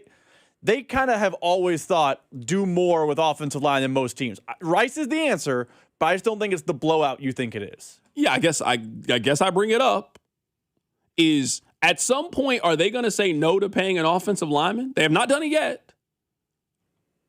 I'm just saying they eventually have to. The answer is yes, but they haven't. If Moore has a good season, you have to pay him, right? Let's say the Moore turns out to be a Pro Bowler. I know we say everybody makes the Pro Bowl. Let's say he turns out to be a Pro Bowler this year.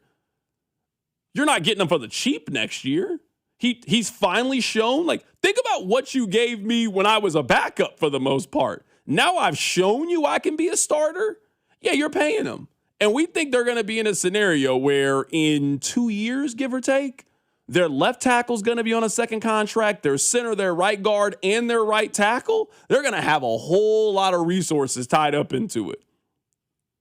I think out of that scenario, they are far more likely to let Jalen Moore walk away just because they've already got so much invested everywhere else. They don't have anything invested in wide receiver right now.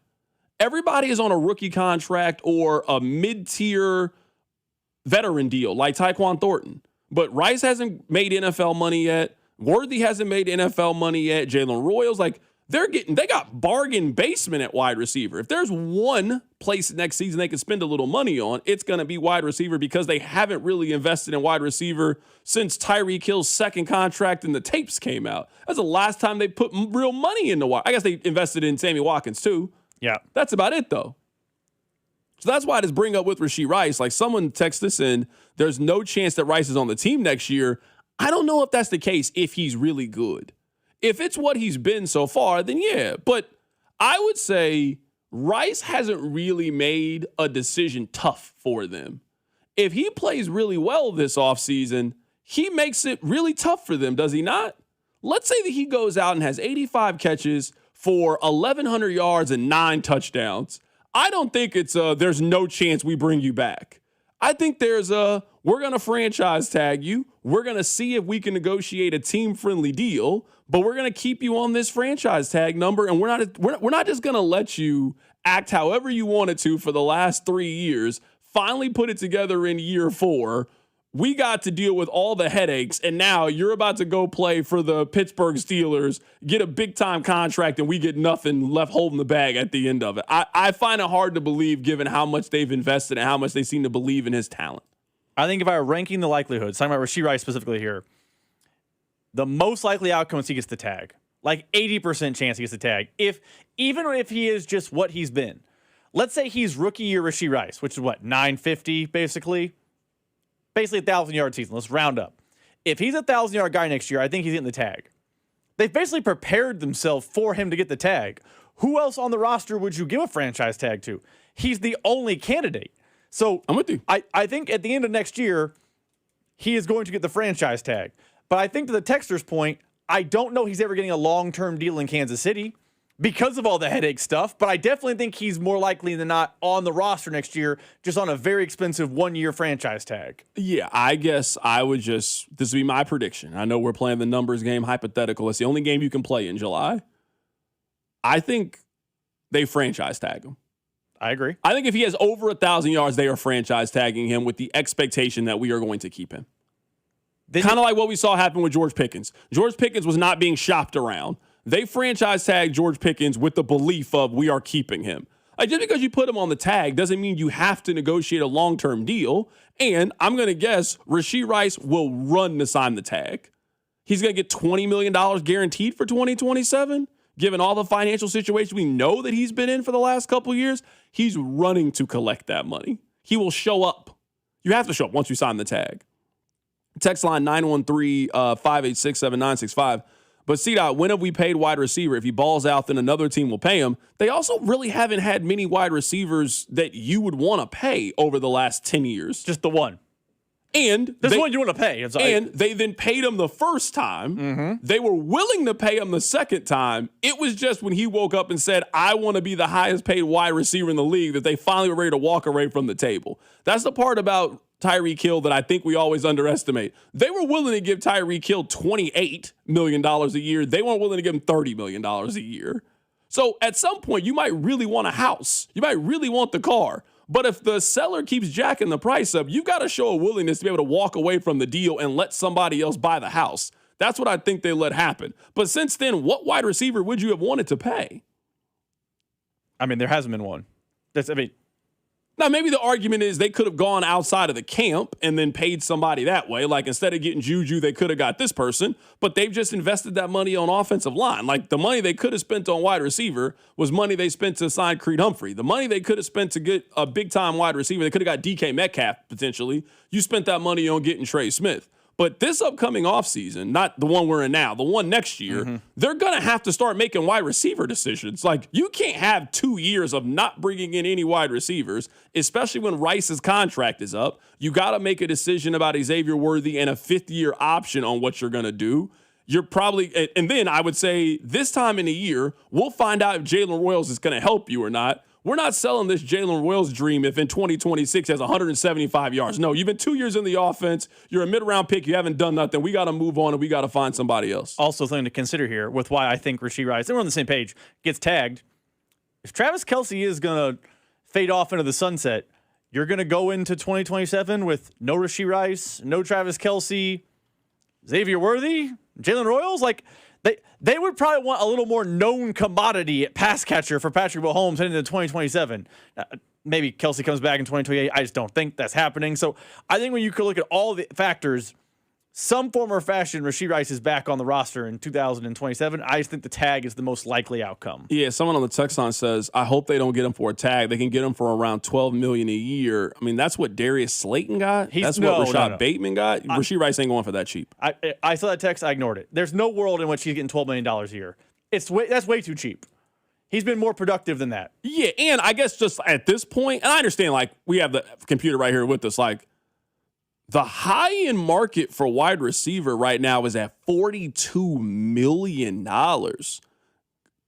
Like, Calvin Ridley's getting 23. Nico Collins is getting 24. Devontae Smith is getting 25. Like, Cooper Kupp, who was broken down those last couple of years, he's getting $15 million a year. Like, if Rice is just fine this season, somebody's going to give him Jerry Jeudy's contract. Jerry Jeudy got 3 for $52. You got $17.5 million a year on average. So I understand the frustration with Rashee Rice and everything that's happened off the field. I've been here with you. We all feel the same way about Rashee Rice. If he's good this season, they are either going to have to spend another significant draft pick to try to address a need that they lost from him not being there, or they're going to have to give him some money and just try to put some provisions in there that if he acts up, they can just move away from the deal. We'll keep talking Chiefs. Keep it right here. It's The Drive. The Drive with Carrington Harrison on your home for Royals baseball. 96.5, The Fan. Men, erectile dysfunction can affect much more than just your sex life. It can create stress in relationships, leading to feelings of anxiety or embarrassment, and impact your overall confidence and well-being. This is Jeff for Heartland Men's Health, and we specialize in treating men's sexual health issues to help men find solutions that fit their individual needs. ED is a frustrating condition, and many men suffer for years without seeking treatment. But the good news is that if you're like most men, we have the answer. Our licensed medical providers will evaluate your specific medical situation and recommend a plan designed for you. And these advanced medical therapies work, with treatments having success rates of well over 90%, which means you and the one you love can have great sex again without the fear and worry of ED. You can even last up to an hour or more, and you may just find you're performing like you haven't in years. So call us. Your initial visit is just $99 and includes blood work, a medical consult, and if medically advised, a test dose. And if that test dose doesn't work in the office, your visit is free. Call 844-447-6600 or go to heartlandmenshealth.com. We've all been there. You pop into the shop for 5 minutes and all of a sudden you've forgotten where you parked. Car. Unfortunately, that lost feeling is what it's like trying to manage your policy with other insurers. Here, car. Come out, wherever you are. Please. With Geico, you can use the app to easily manage all your policies in one place. Did this parking lot have a waterfall? I think you've wandered too far, mate. It feels good to find what you're looking for. It feels good to Geico. When you see this in your kitchen, The stainless steel fridge is covered in fingerprints. you hear this. Leslie, people are going to think you were raised in a barn or by wolves, or raised in a barn by wolves. Fortunately, Wyman Stainless Steel 3-in-1 cleans, shines, and protects to give you the best shine. A spray and a wipe will have your fridge shining like a mirror. Wow, my fridge looks brand new. Your fridge looks amazing, Leslie. Sorry, I was being a little dramatic earlier. Your kitchen says a lot about you. Let it brag with Wyman. Jake from State Farm. I'm winning. I finally cleaned my house, so I'm breaking out my new tropical room spray. Keep winning and create an affordable price just for you by bundling your home and auto with the State Farm Personal Price Plan. It's like your own personal paradise. Ooh, hey, grab me a coconut water. Bundling, just another way to save with the Personal Price Plan. Like a good neighbor, State Farm is there. Prices are based on rating plans that vary by state. Coverage option, availability, amount of discounts and savings, and eligibility vary by state. This is the story of the one who keeps multiple buildings running smoothly day after day. Plumbing that flows, HVAC that hums, cleaning supplies that keep surfaces sparkling. That's why she counts on Grainger. With easy reordering online and 24/7 support, Grainger helps her keep the products she needs on hand. So shelves stay stocked and buildings stay ready. Call 1-800-GRAINGER, click Grainger.com, or just stop by. Grainger, for the ones who get it done. Hello, I'm Ozempic. And I'm other GLP-1s, kind of like him. Hey, are you shaking a maraca? Nope, I'm shaking the pill version of Ozempic, which no one should ever do except in ads like this. A nice disclaimer. Hey, thanks. Ask your doctor about which FDA-approved uses of the Ozempic pen or pill may be right for you. Call 1-833-OZEMPIC or visit Ozempic.com to view the medication guide and learn more about Ozempic semaglutide tablets, 9 milligrams, and Ozempic semaglutide injection, 2 milligrams. There's a pill version of Ozempic.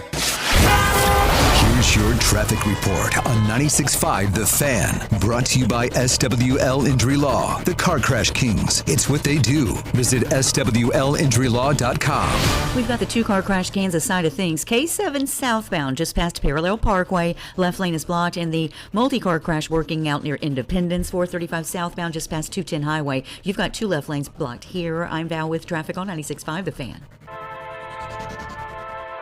You're listening to The Drive with Carrington Harrison on 96.5 The Fan and the Odyssey app. All right, a couple of things. I wish this person, I should have probably sent him a text. Someone said, C-Dot, why are you discounting the draft picks? We were talking about wide receiver. I know I've said this week at various times that I'm not trying to be cynical about the Chiefs. Like, we're just having conversations in the offseason. There is no part of me that thinks that Cyrus Allen is going to help them in 2026. The Chiefs don't have a track record of believing that Cyrus Allen is going to help them in 2026. They have no track record of me thinking that a 5th round, 176th overall pick is helping them in the offense. I know people will use the Tyreek Hill example. I think we all can acknowledge that Tyreek was an extenuating circumstance and why he fell so far in the draft. Tyreek Hill was a first-round pick that because of his checker pass, he completely fell in the draft. I have no reason to believe that's why Cyrus Allen was a 5th-round pick. I'm not saying that he can't develop into something, but we've watched a lot of Chiefs over the Patrick Mahomes era. How many yards do you think Cyrus Allen has this year? Rob, give me a number. How many yards do you think Cyrus Allen has this year? 250 to 300. Then what are we doing here? You know what I mean? Again, I'm not telling you the guy's going to be a bust. But maybe that's not even what you're talking about. We were having a conversation about wide receiver. I just don't see a world in which Cyrus Allen's helping them this season. None. I don't see any world in which he's a productive player for them. If he can be Tyquan Thornton from last year, that's a win. I'd be stunned if he's even that. I don't think you're wrong, but I'm saying that's Tyquan Thornton had 438 yards last year. Now, he didn't have a whole lot of catches. I mean, when he got a catch, he got a big catch. He had 23 yards a catch. You think there's a chance that Cyrus Allen could get 400 yards receiving this year? I don't think there's a chance of that. I'm saying if you got 400 yards out of Cyrus Allen, you should be elated. Yeah, through the moon, then if that's the case. Or something went terribly wrong, but that's the thought. Like, they had multiple injuries. Yeah. Not just one injury. They had multiple injuries if that ends up being the case.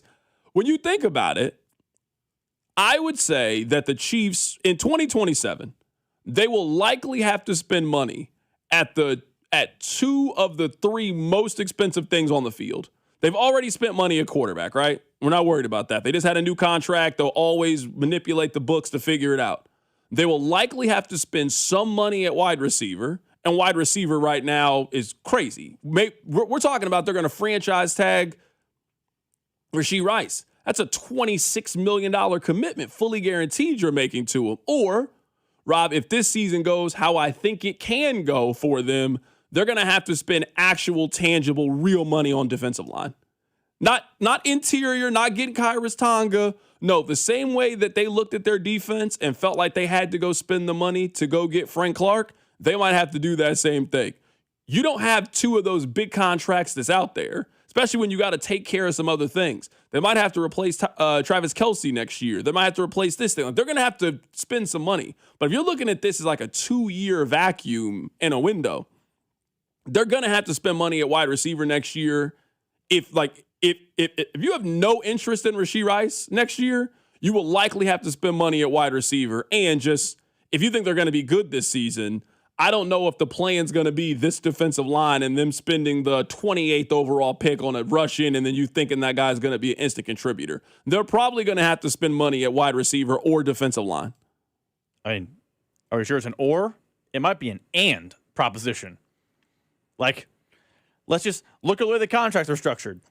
We don't talk about franchise tags. At the end of this season, Rashee Rice is a free agent. At the end of the season, Felix Anudike-Uzomah is a free agent. Like, I'm now down to 3 pass rushers, and I'm down to 3 wide receivers. I like George Karlaftis more than most people, apparently. But even I would be like, you have to add more there. And if you don't bring Rashee Rice back, you have no choice but to add more there, too. I don't know it's an or proposition next offseason. I think it's an and proposition. And that's before we get to the conversation about what do you do at tight end, because you have put no resources in the number 1 tight end, and you might need to do that next offseason. Yeah, for sure. Someone just said, Puka Nacua was picked in the 5th round, and his greatest strength was route running. Allen is a great route runner. I wouldn't bet money on it, but it's not a 0 chance. We got to be realistic here about Cyrus Allen. I get it. We're all excited. It's the offseason. Cyrus Allen is not contributing to the Chiefs in 2026. You know that. You know he's not contributing this year. He might contribute at some point. He is not contributing this year. The Chiefs have a lot of great strengths. They've never shown me that they can make Puka Nacua. They've never shown me that ability. So in year 1, I get it. Puka Nacua year 1 had 1,000 yards. Jalen Royals, they drafted Jalen. He couldn't get on the field last year. Maybe I'm starting to figure out. You guys will not do this about tight end. You guys are going to now do this for their 4th or 5th wide receiver. And this is one of my favorite arguments that we have every single year is we get all excited about these guys. The big dogs are going to eat in this offense. Kelsey's going to eat. Kenneth Walker's going to eat. Rashee Rice, Xavier Worthy. There ain't going to be enough left over for Cyrus Allen to be able to eat. And so again, maybe an injury happens. That's fine. But I'm not like this for every rookie. Emmett Johnson has a legitimate chance of helping them this season. A legitimate chance. I liked him a lot coming out of college. Could you see a scenario in which Emmett Johnson becomes their number 2 running back? He's better than DeMarcado. They like him. He can catch the ball out of the backfield. Yeah, the only offensive rookie that can help them from a skill position-wise, it's him. It's not Cyrus Allen. They're not getting any contribution for him this season. I mean, they didn't really invest in other position player rookies outside of those 2, but I agree with your point. I think I'm lower on Emmett Johnson than you, but I just don't think they're going to get much rookie contribution on offense in 2026. You know why? They didn't get any rookie contribution in 2025 from on offense. Yeah, I don't know if that's 100% fair, but like, again, I like the Emmett Johnson move. So I don't want to make it seem like, well, Cyrus Allen or Jalen Royals didn't work, so that means he doesn't work. But I'm saying is we have 10 years of data of Brett Veach drafting. It's not like we just started this conversation. Who's the example of who you think Cyrus Allen can be in year 1 that you think he's going to be a little bit of a contributor? So that's what I'm saying. At least if you're telling me with Emmett Johnson, there's at least a chance that Emmett Johnson can help them a little bit.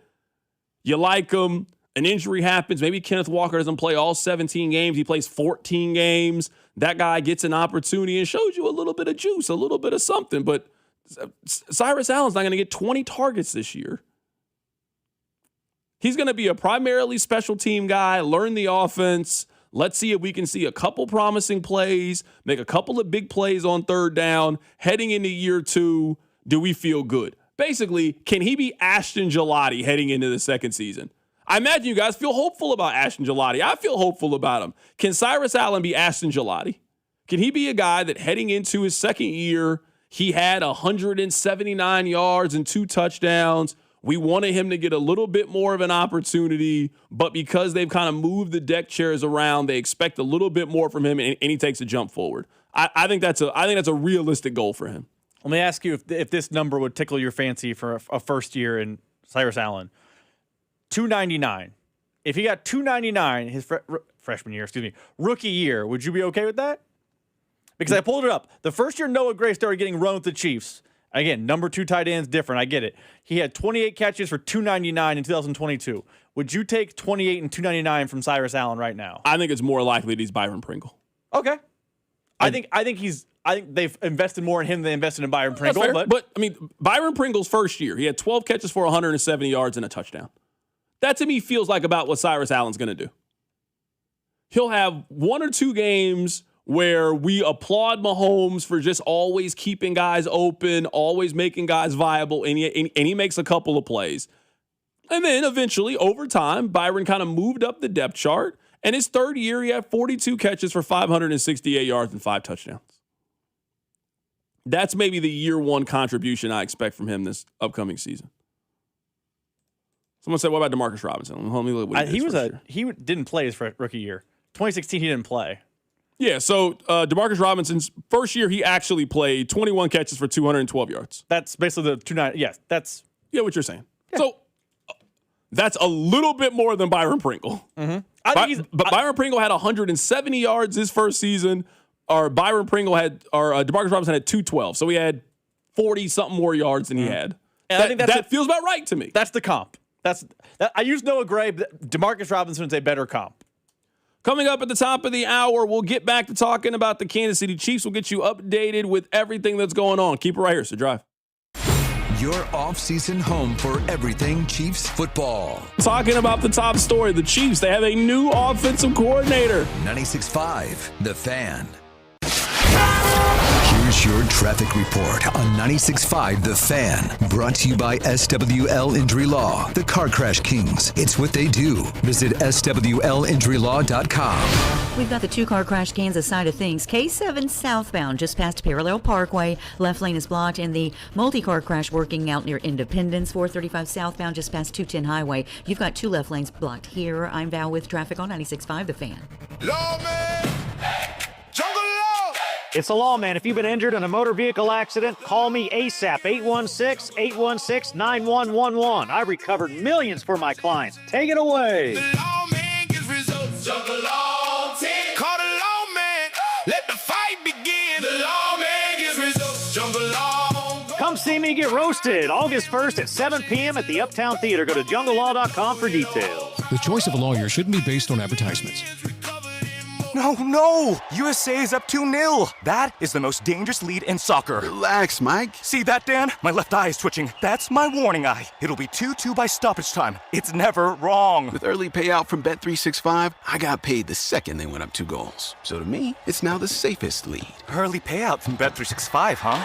Now my right eye is twitching, Dan. Bet365. Winning is everything. Gambling problem? Call 1-800-GAMBLER. 21 plus only. Must be physically located in Missouri. T's and C's apply. In-app only. They call this one Bill.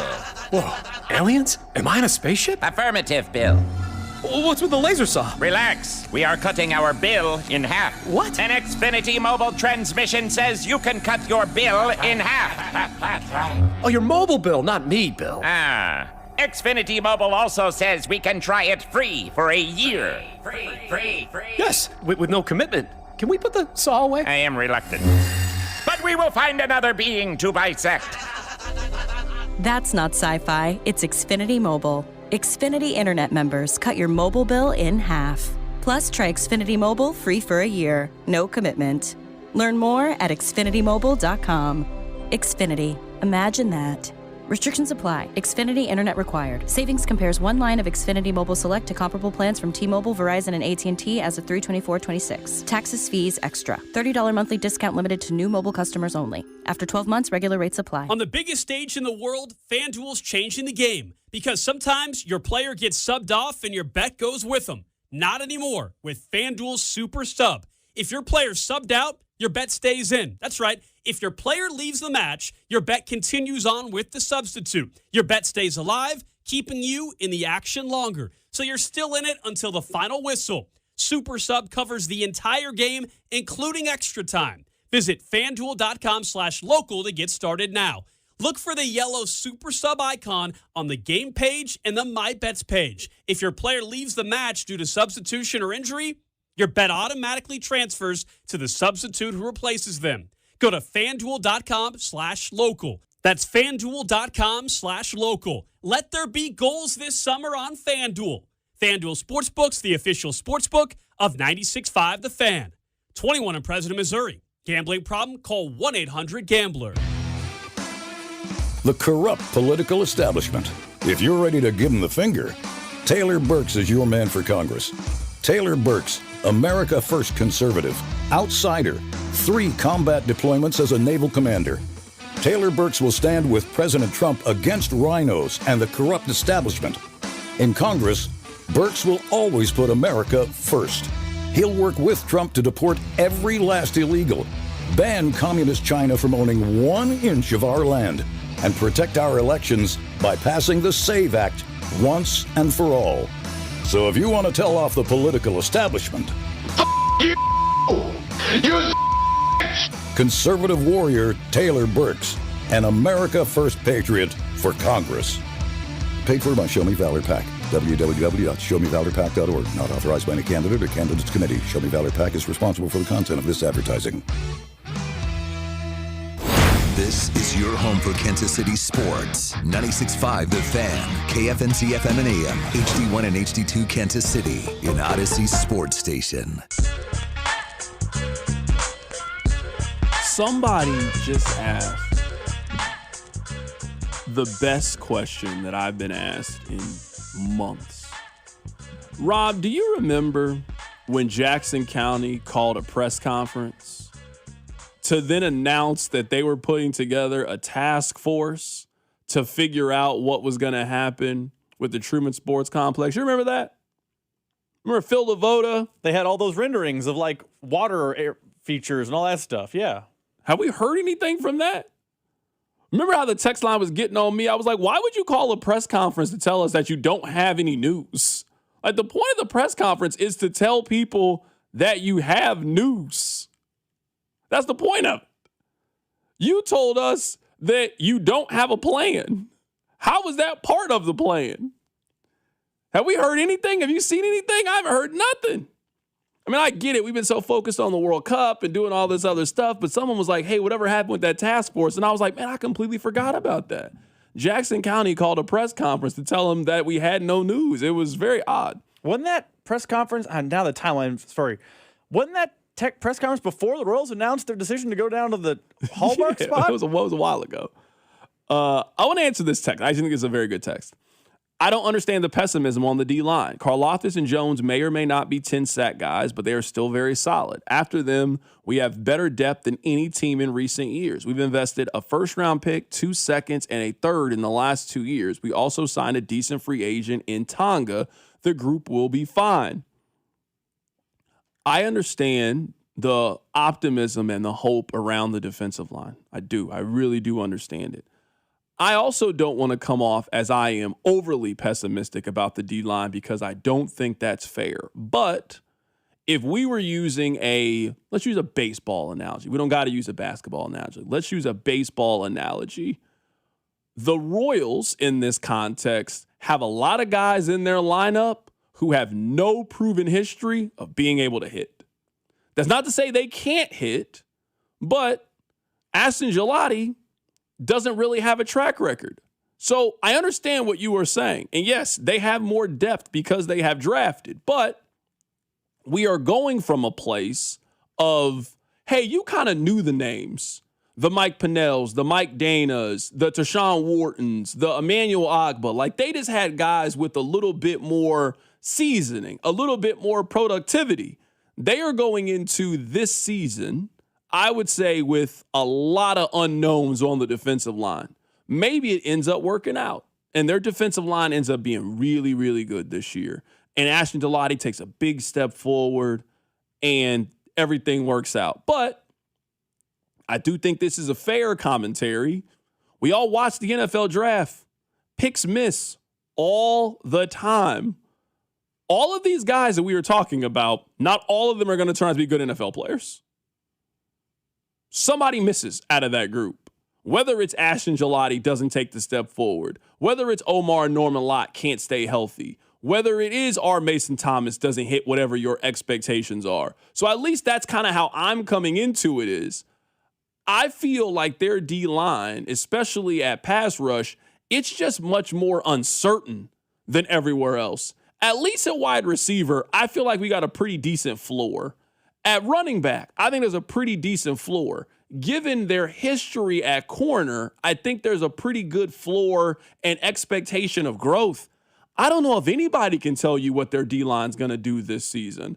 Yes, we know the resources that they've spent, but we're talking about either guys who haven't played or guys who didn't really get a chance to play last year. So you're expecting Peter Woods to be able to come in day one and be a contributor. You're expecting R. Mason Thomas day one to step in and provide you a little bit of pass rush. So that's where I think, at least in my opinion, some of the pessimism comes from when we're talking about it. I mean, if we're talking about investing a first-round pick, I mean, they invested a first-round pick in Felix Anudike-Uzomah. It doesn't mean that it's worked out 3 years later. So I'm not saying that that's what Peter Woods is going to turn out to be or any of these other guys. I'm just saying just because you spend a first-round pick on something does not mean that you get first-round pick production on things. The Chiefs spent a second-round pick on Sky Moore. We realized pretty early on in that deal, hey, they completely overdrafted this player. So let's see what these guys look like. Let's see what they play. I'm not here to make any, overarching opinions on their career, but I do think you can look at history as a little bit of a guide and say that you are probably not going to get 9 sacks from the 40th overall pick in the draft. That's usually not where that comes from. I think the pessimism, to answer the texter's question, is there is a lot of unknown in the pass rush. The two players he said, I don't think Karlaftis and Jones are 10-sack guys. I actually do think Karlaftis is a 10-sack guy, but that's neither here nor there. Are the only known commodities in the room. That's why there's pessimism. It's because the great unknown, which is funny because there was a while in Chiefs history where when there was a great unknown, me and you said, I don't know, it could be bad, and we were shouted down. Unknown means it's going to be stardom. Watch out. But Peter Woods, no one knows. Omar Norman Lott, no one knows. Ashton Gillotte, I would say largely no one knows. Like Felix Anudike-Uzomah, we kind of know, but he also missed an entire season of football. So if you want to put him in the unknown, that's fine too. It's a lot of I just don't know in that room, which lends itself to pessimism. Yeah, and I guess just to continue the baseball analogy here, it's like when you throw a lot of resources at starting pitching, understanding that all of those starting pitchers are not going to hit. I would say, and you tell me if there's somebody else that I missed, Gillotte, Woods, R. Mason Thomas, Omar Norman Lott are unknowns coming into the season. That's fair. And I guess you could put FAU in that conversation as well, even though I know it's a little bit different with him. He hasn't been good. If you hit on 2 of those guys, I think you feel very good. If you hit on 3, you got to be through the moon if you hit on 3. For their first year, define hit. Because I think I agree with you on the macro. Like if Peter Woods turns into, a great defensive tackle, huge hit. But in year 1, what does a hit look like for Peter Woods? In year 1, what does a hit look like for R. Mason Thomas? In year 2, Ashton Gillotte gets blank amount of sacks, and we're here saying they got a hit. Like, I agree with you in the macro. If you get a hit out of multiple guys, that's fair. Some of those guys might not hit until year 2 or 3 because that's kind of how the position develops. 100%. But I think at least based on this team, and I think you agree, sounds like you agree, their D-line is over-reliant on a couple of these guys need to hit this season.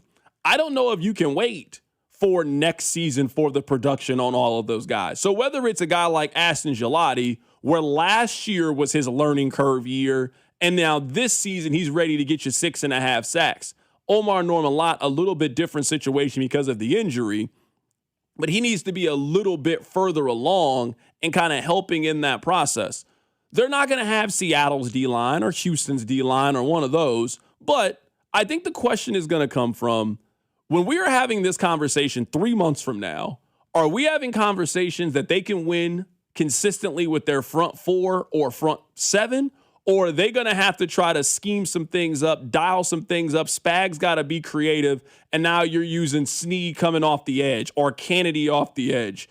I think that's going to be the real determination on whether or not they've gotten it right when it comes to that. Because they already have a pretty young, inexperienced secondary. You now got to take people out of that secondary to now try to help you get pass rush because you can't with your front four and your front seven.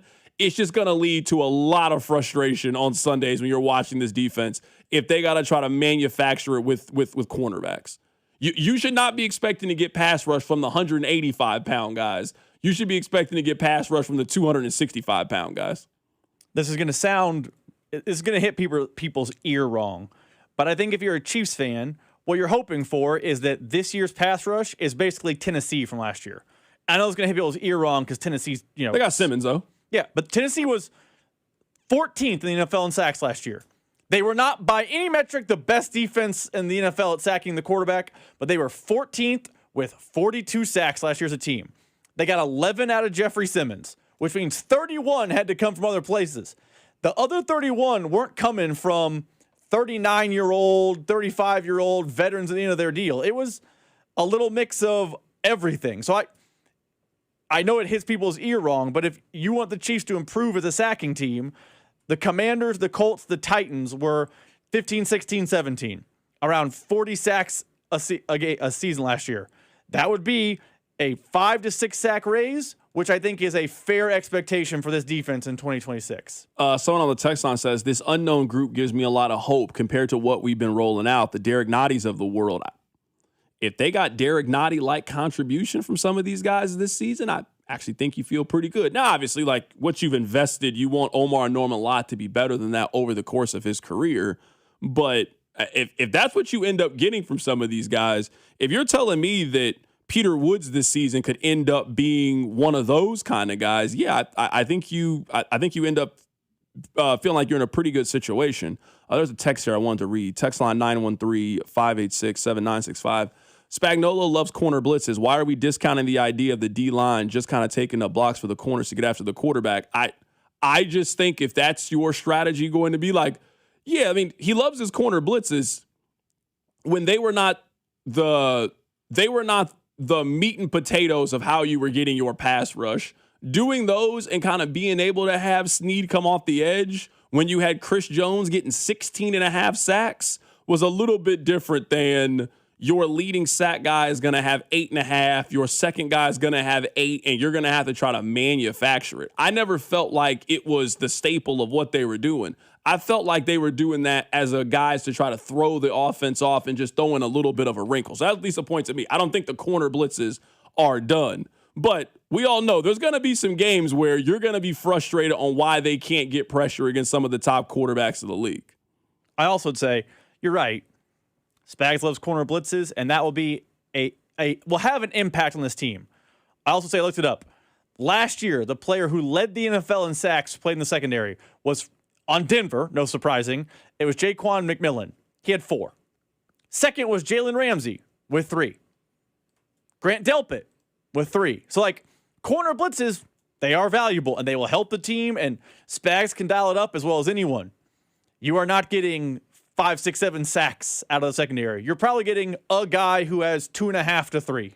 For sure. And I also think a very important point to note when we're talking about those corner blitzes is, yeah, you can send Trent McDuffie to do that when you got L'Jarius Sneed on the back. You can have Jalen Watson go blitz when you got Sneed and you got McDuffie on the other side to do that. If you're going to take guys away from those corner blitzes here, you're going to be expecting a lot of Noel Williams this season. You're going to be expecting a lot of L'Jarius Sneed and those other guys where you just had more certainty. You just have more experience when it comes to the back half of your defense. All right, Rob, let's get to the hits and let's get to what Nate Taylor had to say earlier today on Cody and Gold. Your workday is over. Oh, yeah. You're headed home, and now you're stuck in traffic. Time to get caught up on the biggest stories in Kansas City and around the country with CDOT and Rob. It's time for the hits. Number 1. Carrying the hits are brought to you by Jungle Law. Call the lawman today at Jungle Law, 816-816-9111. If you've been injured in a motor vehicle accident, it's time to call the lawman. And be sure to watch the lawman get roasted for a good cause Saturday, August 1st at the historic Uptown Theater. Let me ask you this, because I do want the show to be balanced. Like, I don't want people to think that I'm down on the Chiefs. I'm actually pretty high on the Chiefs this year coming into it. Rob, what's something you feel good about with Kansas City coming into the year? Because I know you're just not going to name the run game. I know you well enough to say that. Don't care about that. I feel good about the run game heading into it. I just feel, off our conversations, you have more questions than answers heading into the season. Obviously, Mahomes' health is a question heading into the season. Rashee Rice and Xavier Worthy are questions heading into the season. You're not really high on the run game. Like, I don't feel like you're very high on the Chiefs coming into the season. I'm picking them to make the playoffs this year. I don't know if I'm picking them yet to win the division. I need a little bit more time to determine that. If I'm going to pick them to win the division or not, like, let me see a little bit more. Like, I got questions too heading into the year. But I feel like you have more questions than even I have. I think the Chiefs are like a 10-7 team. So, like, that's a team, but that's a 4-5 win improvement from last year's team. And I think they are probably a playoff team. I don't think I'm going to pick them to win the AFC West. Whenever, in the next month, whenever we do that segment, we're going to make our division picks. I don't anticipate I'm picking them to win the AFC West. A lot of my questions, I think they have the answer to on the roster. And I think as much as I don't care about the run game, I understand it is better and is no longer a question. So I think I treat the Chiefs like a team that's going to finish between 9-8 and 11-6. They're a team that is better. They're a team that has a great quarterback. They are going to be improved. They should be back in the playoffs, and I'm treating them like that. If I pulled up last year's playoffs and I said, hey, this team got in at 11-6, I'm betting throughout the season we asked a lot of questions about that team. That's how I feel with the Chiefs heading into 2026. It sounds to me, and text line, tell me if you're hearing Rob a little bit differently. I think there is a chance that the Chiefs are still a Super Bowl contending team. It sounds to me like you do not see that for them heading into the season, and you are resigned to the fact that they won't be this year. That's a fair way to say it. They can catch. I'm not saying they are right now. They got to prove it. Like, I got to see them on the field. They do have some of these questions, but I think maybe where you and I are different about this team is I don't really feel like any team in the AFC has taken control or command of things where I can now discredit Kansas City. If Kansas City was in the NFC, we'd be having a different conversation. Like, it would be 4 or 5 teams that I think are clearly better than them, have better rosters, and I would echo a lot of your same sentiments. But if we sat here and made a list, and we didn't got to go individually by teams, we just did tiers. Hey, I think this team is in tier 1. I think this team is in tier 2, tier 3. There's not too many teams I would put in the tier higher than Kansas City. I would put Denver ahead of them. Like, I think Denver is better than Kansas City heading into the season. From top to bottom. I think their roster is better. I think they're better than Kansas City heading into the year. After we get past Denver, I think I could really argue the other side or argue that the Chiefs are pretty even with everybody else. I don't think that they're that level of team. I think they're still very good. I do think they're a playoff team. I think they're like the 5 seed in the AFC this year. They don't win your division, so you're not, you're like the 5-6 seed. I was looking it up. Last year, the Chargers, they finished the season, let's see here. They finished the season with 11 wins last year. The Chargers did. Do I feel like this year's Chiefs team and last year's Chargers team is pretty similar? Yeah. Like, last year's Charger team had flaws, had questions, and had a good quarterback and a good coach.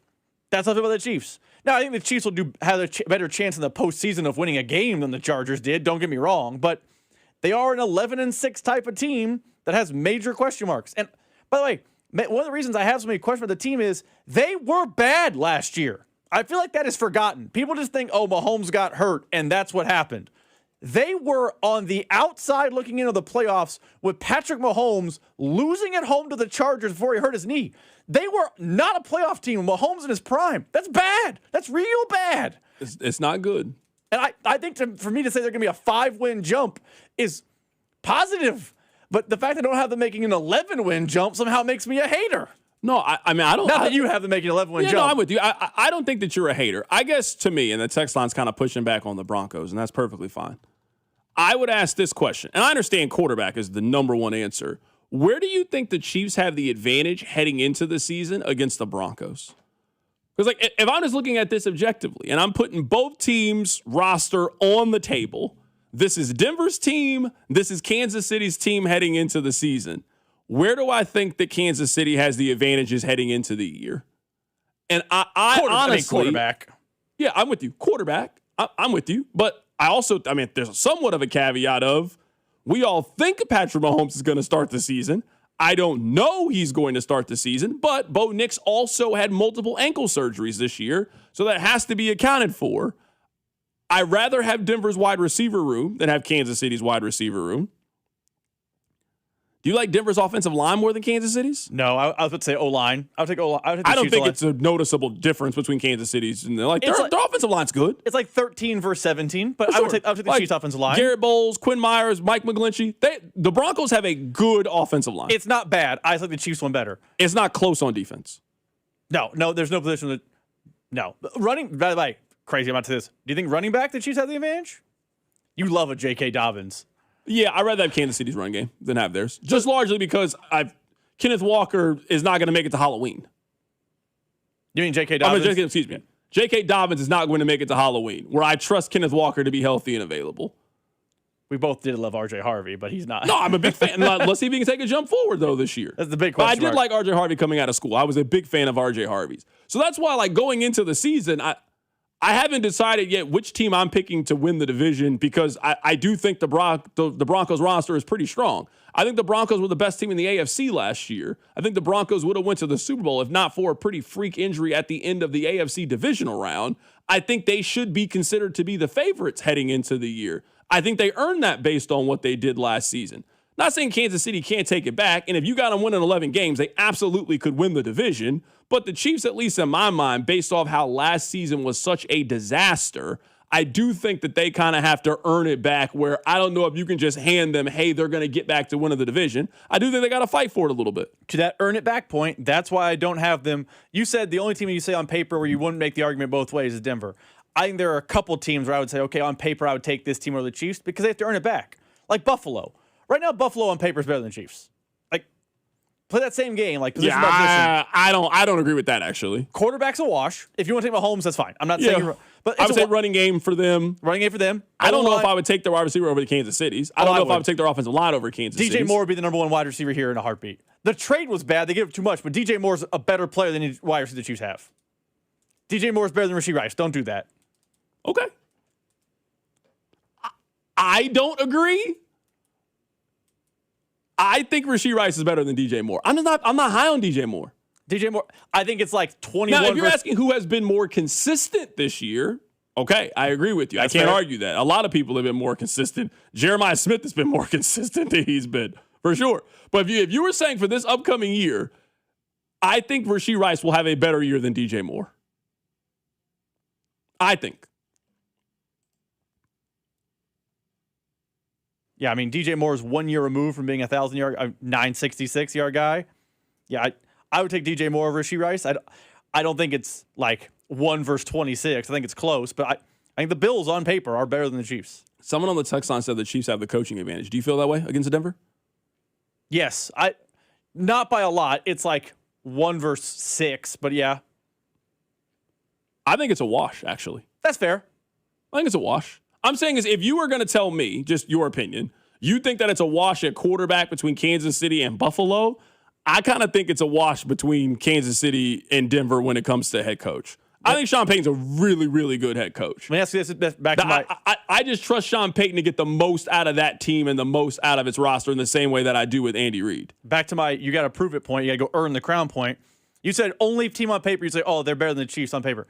The Texans roster might be better than the Chiefs on paper, except for quarterback, which obviously is a huge deal. You would take every position group outside of quarterback, you would take the Texans over the Chiefs. Running back? No. Running backs, wash. David Montgomery's good. Yeah, I'd rather have Kenneth Walker, but I get the point you're making. It's not a noticeable difference. Quarterback, offensive line? Quarterback, obviously. Offensive line, maybe, but You would much rather have Nico Collins than Rashee Rice. Yeah, for sure. I agree with that. And their defense is noticeably better. Yeah, noticeably better. I think a lot of D'Amico Ryans, too. I think he's lesser than Andy Reid, but good coach. I guess a good way of, explaining this would be this. I trust Kansas City's ability, if they get into close games, to revert back to who they used to be. It doesn't sound like you have that same confidence and belief. Because last year, what I saw them be was lose all those games. You're right. But I do think I have to take a little bit of a sample size over what you've been over the last 6 years. And I would say if you're arguing that you think Denver is going to take a regression, I don't think that's a fair point because of how good they were in those 50-50 games.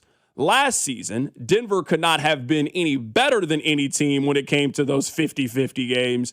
The Chiefs could not have been any worse when it comes to those games. So if your point is that I think that's going to flip a little bit or regress to the mean and get more even, and that's how I think the Chiefs can win the division, I think that's a pretty fair point about how you would break down those two teams. I do think that's a fair point about those two teams.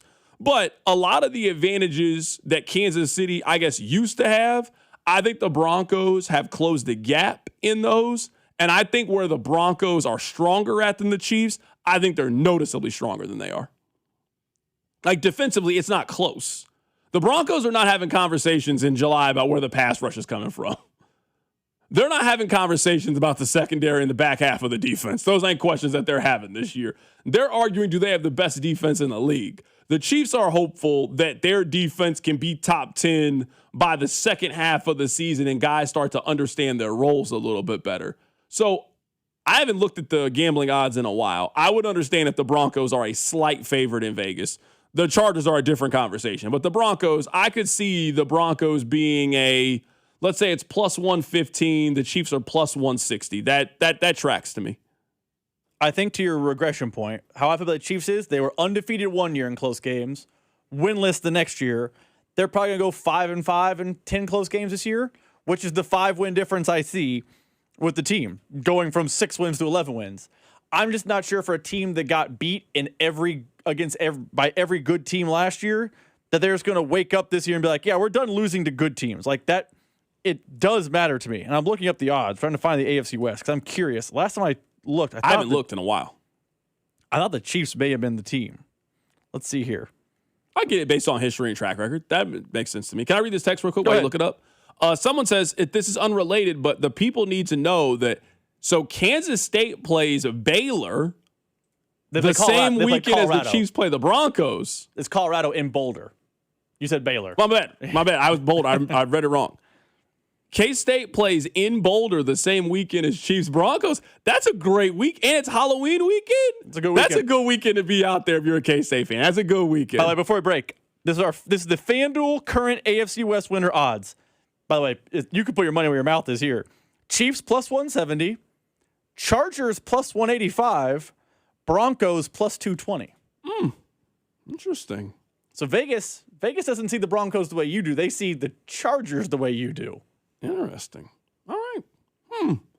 Might have to put a couple ducats down. I'm about to go and cash this Spain bet in the World Cup here on Sunday. I might put a couple ducats down. I can't do that. The text line just stopped calling me Chargers. I now got to be Bronco. I don't want to be Bronco. I can't do that. Keep it right here. It's The Drive. The Drive with Carrington Harrison on your home for K-State Athletics. 96.5 The Fan. On the biggest stage in the world, FanDuel is changing the game because sometimes your player gets subbed off and that means your bet goes with them. Well, not anymore. With FanDuel Super Sub, if your player is subbed out, your bet stays in. That's right.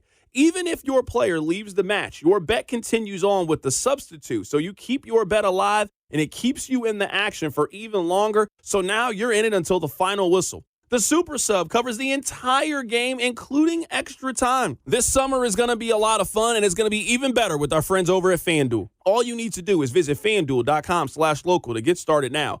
Look for the yellow Super Sub icon on the same page and the My Bets page. If your player leaves the match due to substitution or injury, your bet automatically will transfer to the substitute who replaces that player.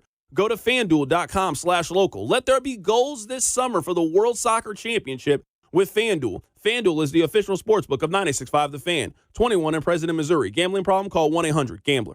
Here's a World Soccer Championship Team Spotlight, brought to you by the first ever Infiniti QX65 and by Lowe's. Members get more at Lowe's. Argentina entered 2026 carrying the confidence of its 2022 triumph and has continued to demonstrate its winning pedigree. With disciplined defending, creative midfield play, and dangerous attacks from every angle, the Albiceleste remains one of the tournament's biggest threats. And the match is about to begin. Most of the team is out with COVID-19, so there'll be some substitutes tonight. What's this? We have an unexpected guest on the field. It's a dog. Well, they could do with extra players. She's going for the ball. Are front paws hands or feet?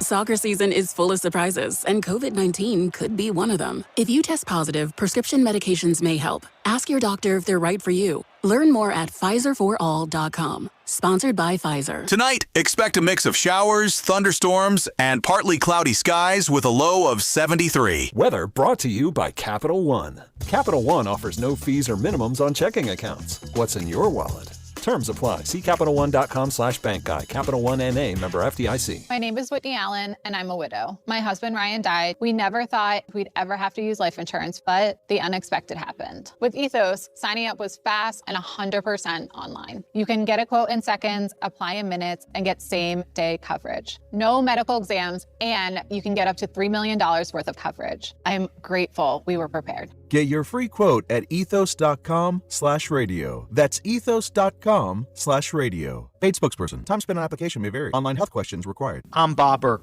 founder and chairman of Burke America Parts Group, a family of brands that includes RepairClinic.com, an appliance and HVAC parts solution company that's grown into an international brand. Before AmericanEagle.com, we partially launched a new technology platform developed by another firm.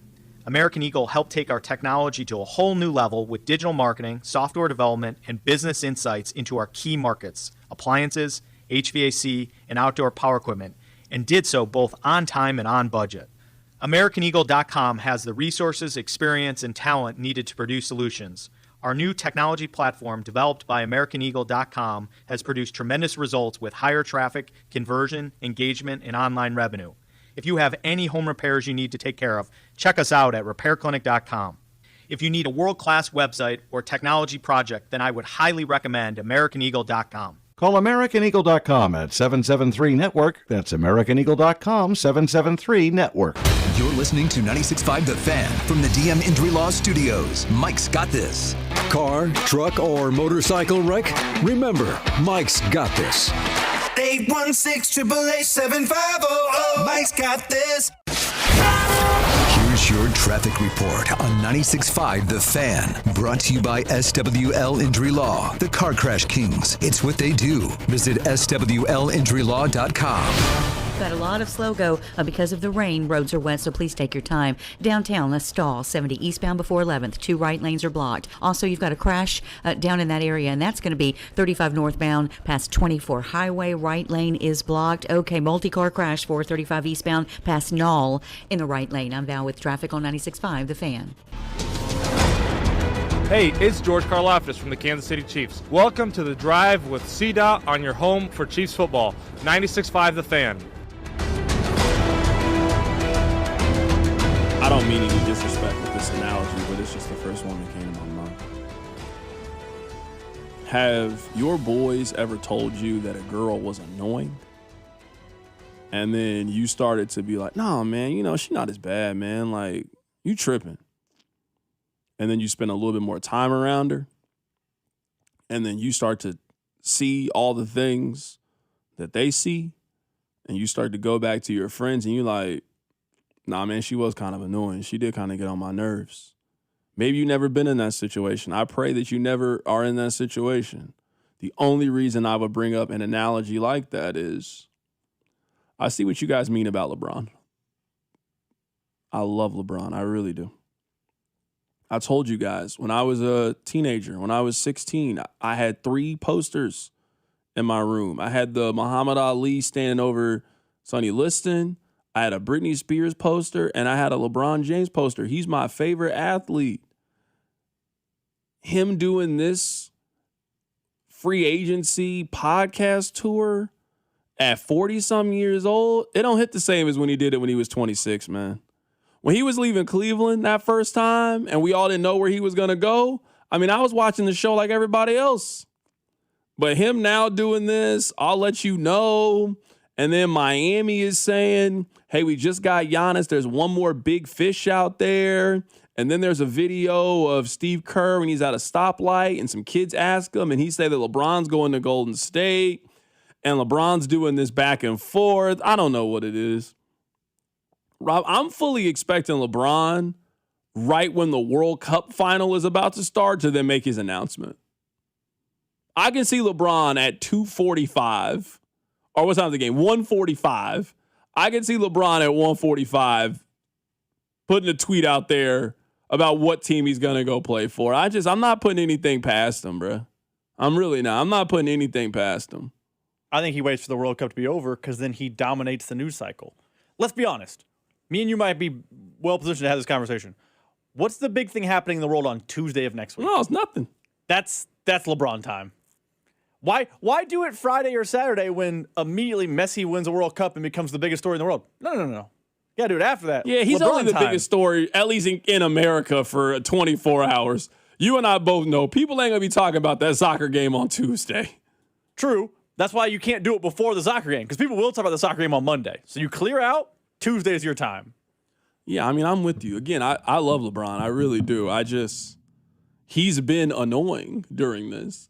And you guys are like, man, I don't like LeBron because of X, Y, and Z. It's like, oh, man, you hating, bro. You don't know. Witness. Little chalk. And now I'm getting a chance, and I'm like, man, he getting on my nerves. And I'm on his team. We rep the same smart tech, and you out here doing it. It's crazy. I ain't going to lie to you. It's crazy. LeBron, just hurry up, man. Hurry up. Please pick. Please let us know what team you're going to go play for. All right, I want to play a couple of audio clips for you guys. Patrick Mahomes was sitting down with Yahoo Sports, giving an interview. Do we know why he was sitting down with Yahoo? No clue. Yeah, very random. He normally just doesn't randomly do an off-season interview. If he's going to do one, he'll do one with, okay, it makes sense. Like he went on with Cowherd. Oh, he went on First Things First with Nick. I don't really know why. Was he promoting something? I'm trying to think was he on a car wash for something? And we haven't seen any other interview. Was it for Adidas because of the World Cup? Maybe, but why would Yahoo have the exclusive there? Yeah, I don't know. I don't know why it was on there. Pat, you're welcome on this show if you would like to, it's been a while since you and I have talked. So if you want to come on the show, you're more than welcome to come on the show. It doesn't matter what's going on the show. If Patrick Mahomes called in, we would do it. My mom could be on the line. Mom, hey, we'll call you back. I'll call you later. Pat, we wants to talk. I don't know about what, but yeah. Here's Patrick Mahomes. He's talking about his contract extension. I mean, it's just been a great partnership through and through, since the beginning. We've always had a plan of how we're going to do things, and having this organization, having the ownership that we have and the coaches and the players around me, we've had a lot of success. And even off the field, the community in Kansas City and how they've treated my family has been truly special. And so this is home for me, being in Kansas City. My kids are going to grow up here, and I want to be here for the long haul and hopefully continue to win a lot more football games and hopefully some more Super Bowls. What school do you think Sterling's going to go to? Based on where I know he lives now, which I presume he's going to stay there, he has a palatial estate. I would say... I guess I'll ask this. Let's start with this while you think about it. Do you think that they go to high school in Kansas City, or do you think they go to high school in Texas? I was going to say Miege was my guess. Oh, Miege is a great guess. Miege.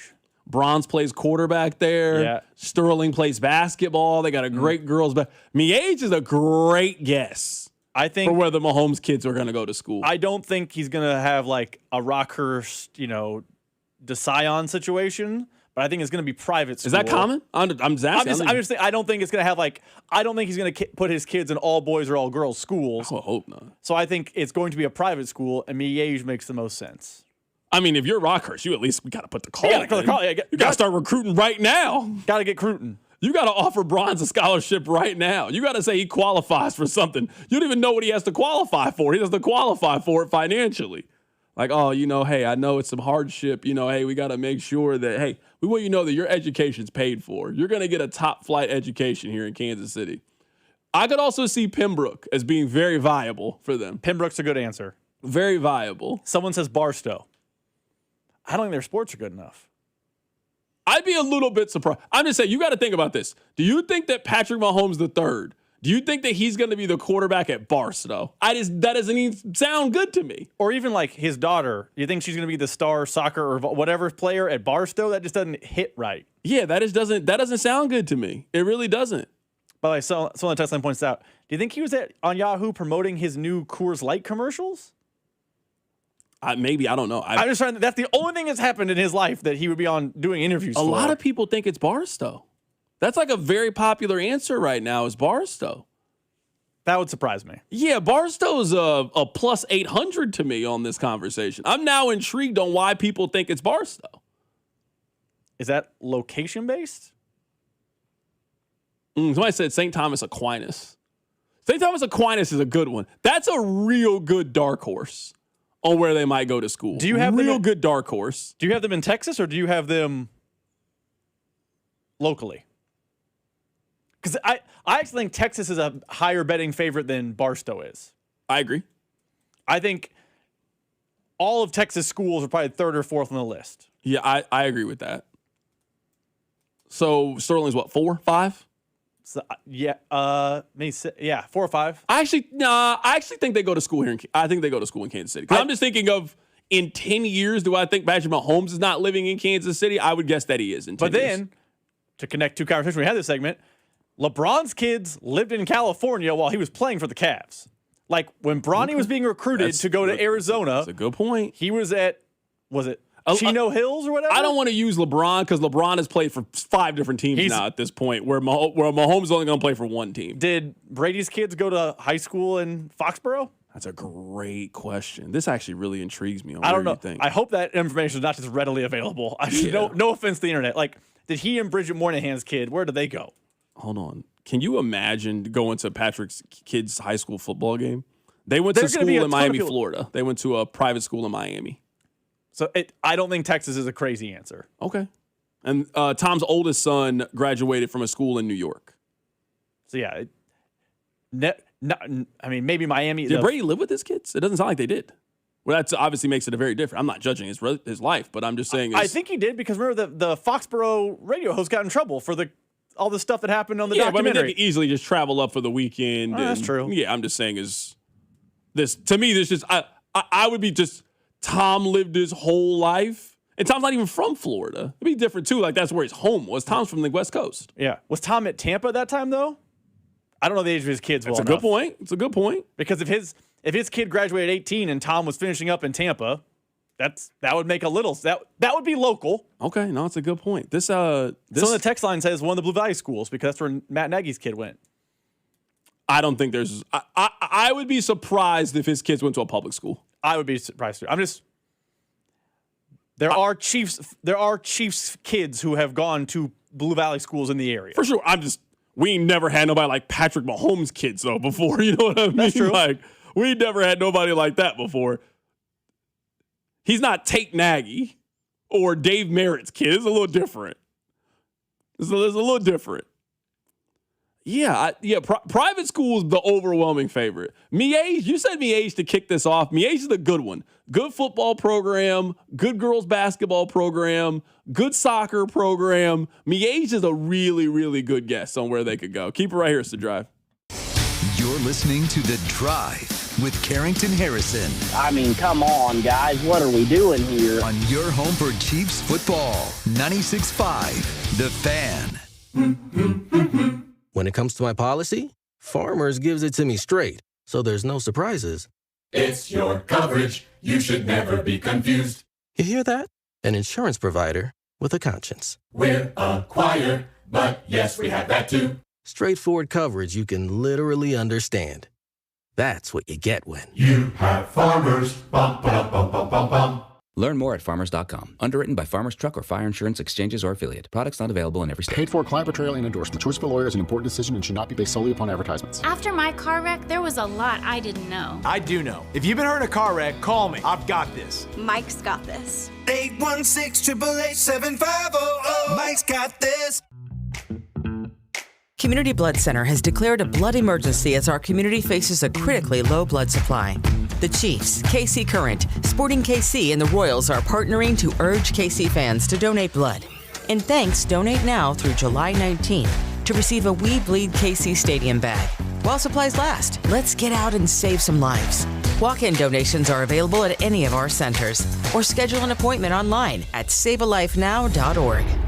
Baseball season is in full swing, and you can trade every game over on Kalshi. On Kalshi, you trade every game, futures, and even the all-star events. For instance, maybe you're thinking about, well, I want to figure out who's going to take home the trophy. Maybe you like Milwaukee to do so. A $100 trade over on Kalshi right now could net you a $1,068 payout. Those are the kind of things you can do over there on Kalshi, because over there you're trading against a person in a live market, meaning there is no house, and the probability changes. You can buy in and out of your position depending on what position of yours you like. And for a limited time, download the Kalshi app and use promo code TAPP, T-A-P-P, to get $10 when you trade 10. K-A-L-S-H-I, Kalshi, trade on anything. 18 plus only. Restrictions and eligibility requirements apply. Event contract trading involves risk and may not be suitable for all investors. Prices, values, and available markets may differ from those mentioned.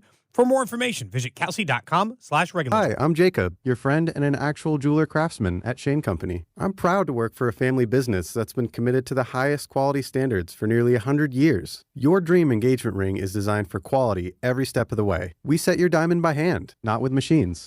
Prong tips are beautiful and secure, and intricate details are thoughtfully crafted. At Shane Company, there's no shortcuts, just craftsmanship. Because a friend knows true love deserves the highest quality. Visit us in store or at shaneco.com. Shane Company, your friend and jeweler. Baseball season is in full swing, and that means the summer heat is coming. The guys at Climate Control have been serving KC homeowners for over 35 years, and they know how to get your cooling system ready to handle our scorching hot summer weather. Stay cool and comfortable this summer. Call Climate Control today at 816-265-2830. 816-265-2830 for all your cooling, heating, and plumbing needs. Don't wait. Visit ClimateControlKC.com today.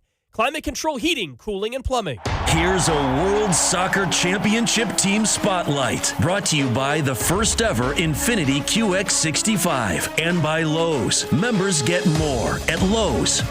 Argentina entered 2026 carrying the confidence of its 2022 triumph and has continued to demonstrate its winning pedigree.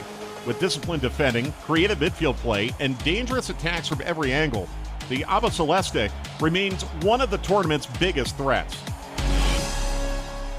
And the match is about to begin. Most of the team is out with COVID-19, so there'll be some substitutes tonight. What's this? We have an unexpected guest on the field. It's a dog. Well, they could do with extra players. She's going for the ball. Are front paws hands or feet? Soccer season is full of surprises, and COVID-19 could be one of them. If you test positive, prescription medications may help. Ask your doctor if they're right for you. Learn more at PfizerForAll.com. Sponsored by Pfizer. This is the story of the one. As a maintenance engineer at a beverage manufacturing plant, he starts his day knowing every line is ready to run. Because Grainger delivers the industrial-grade products he needs to keep mixers, conveyors, and packaging equipment moving.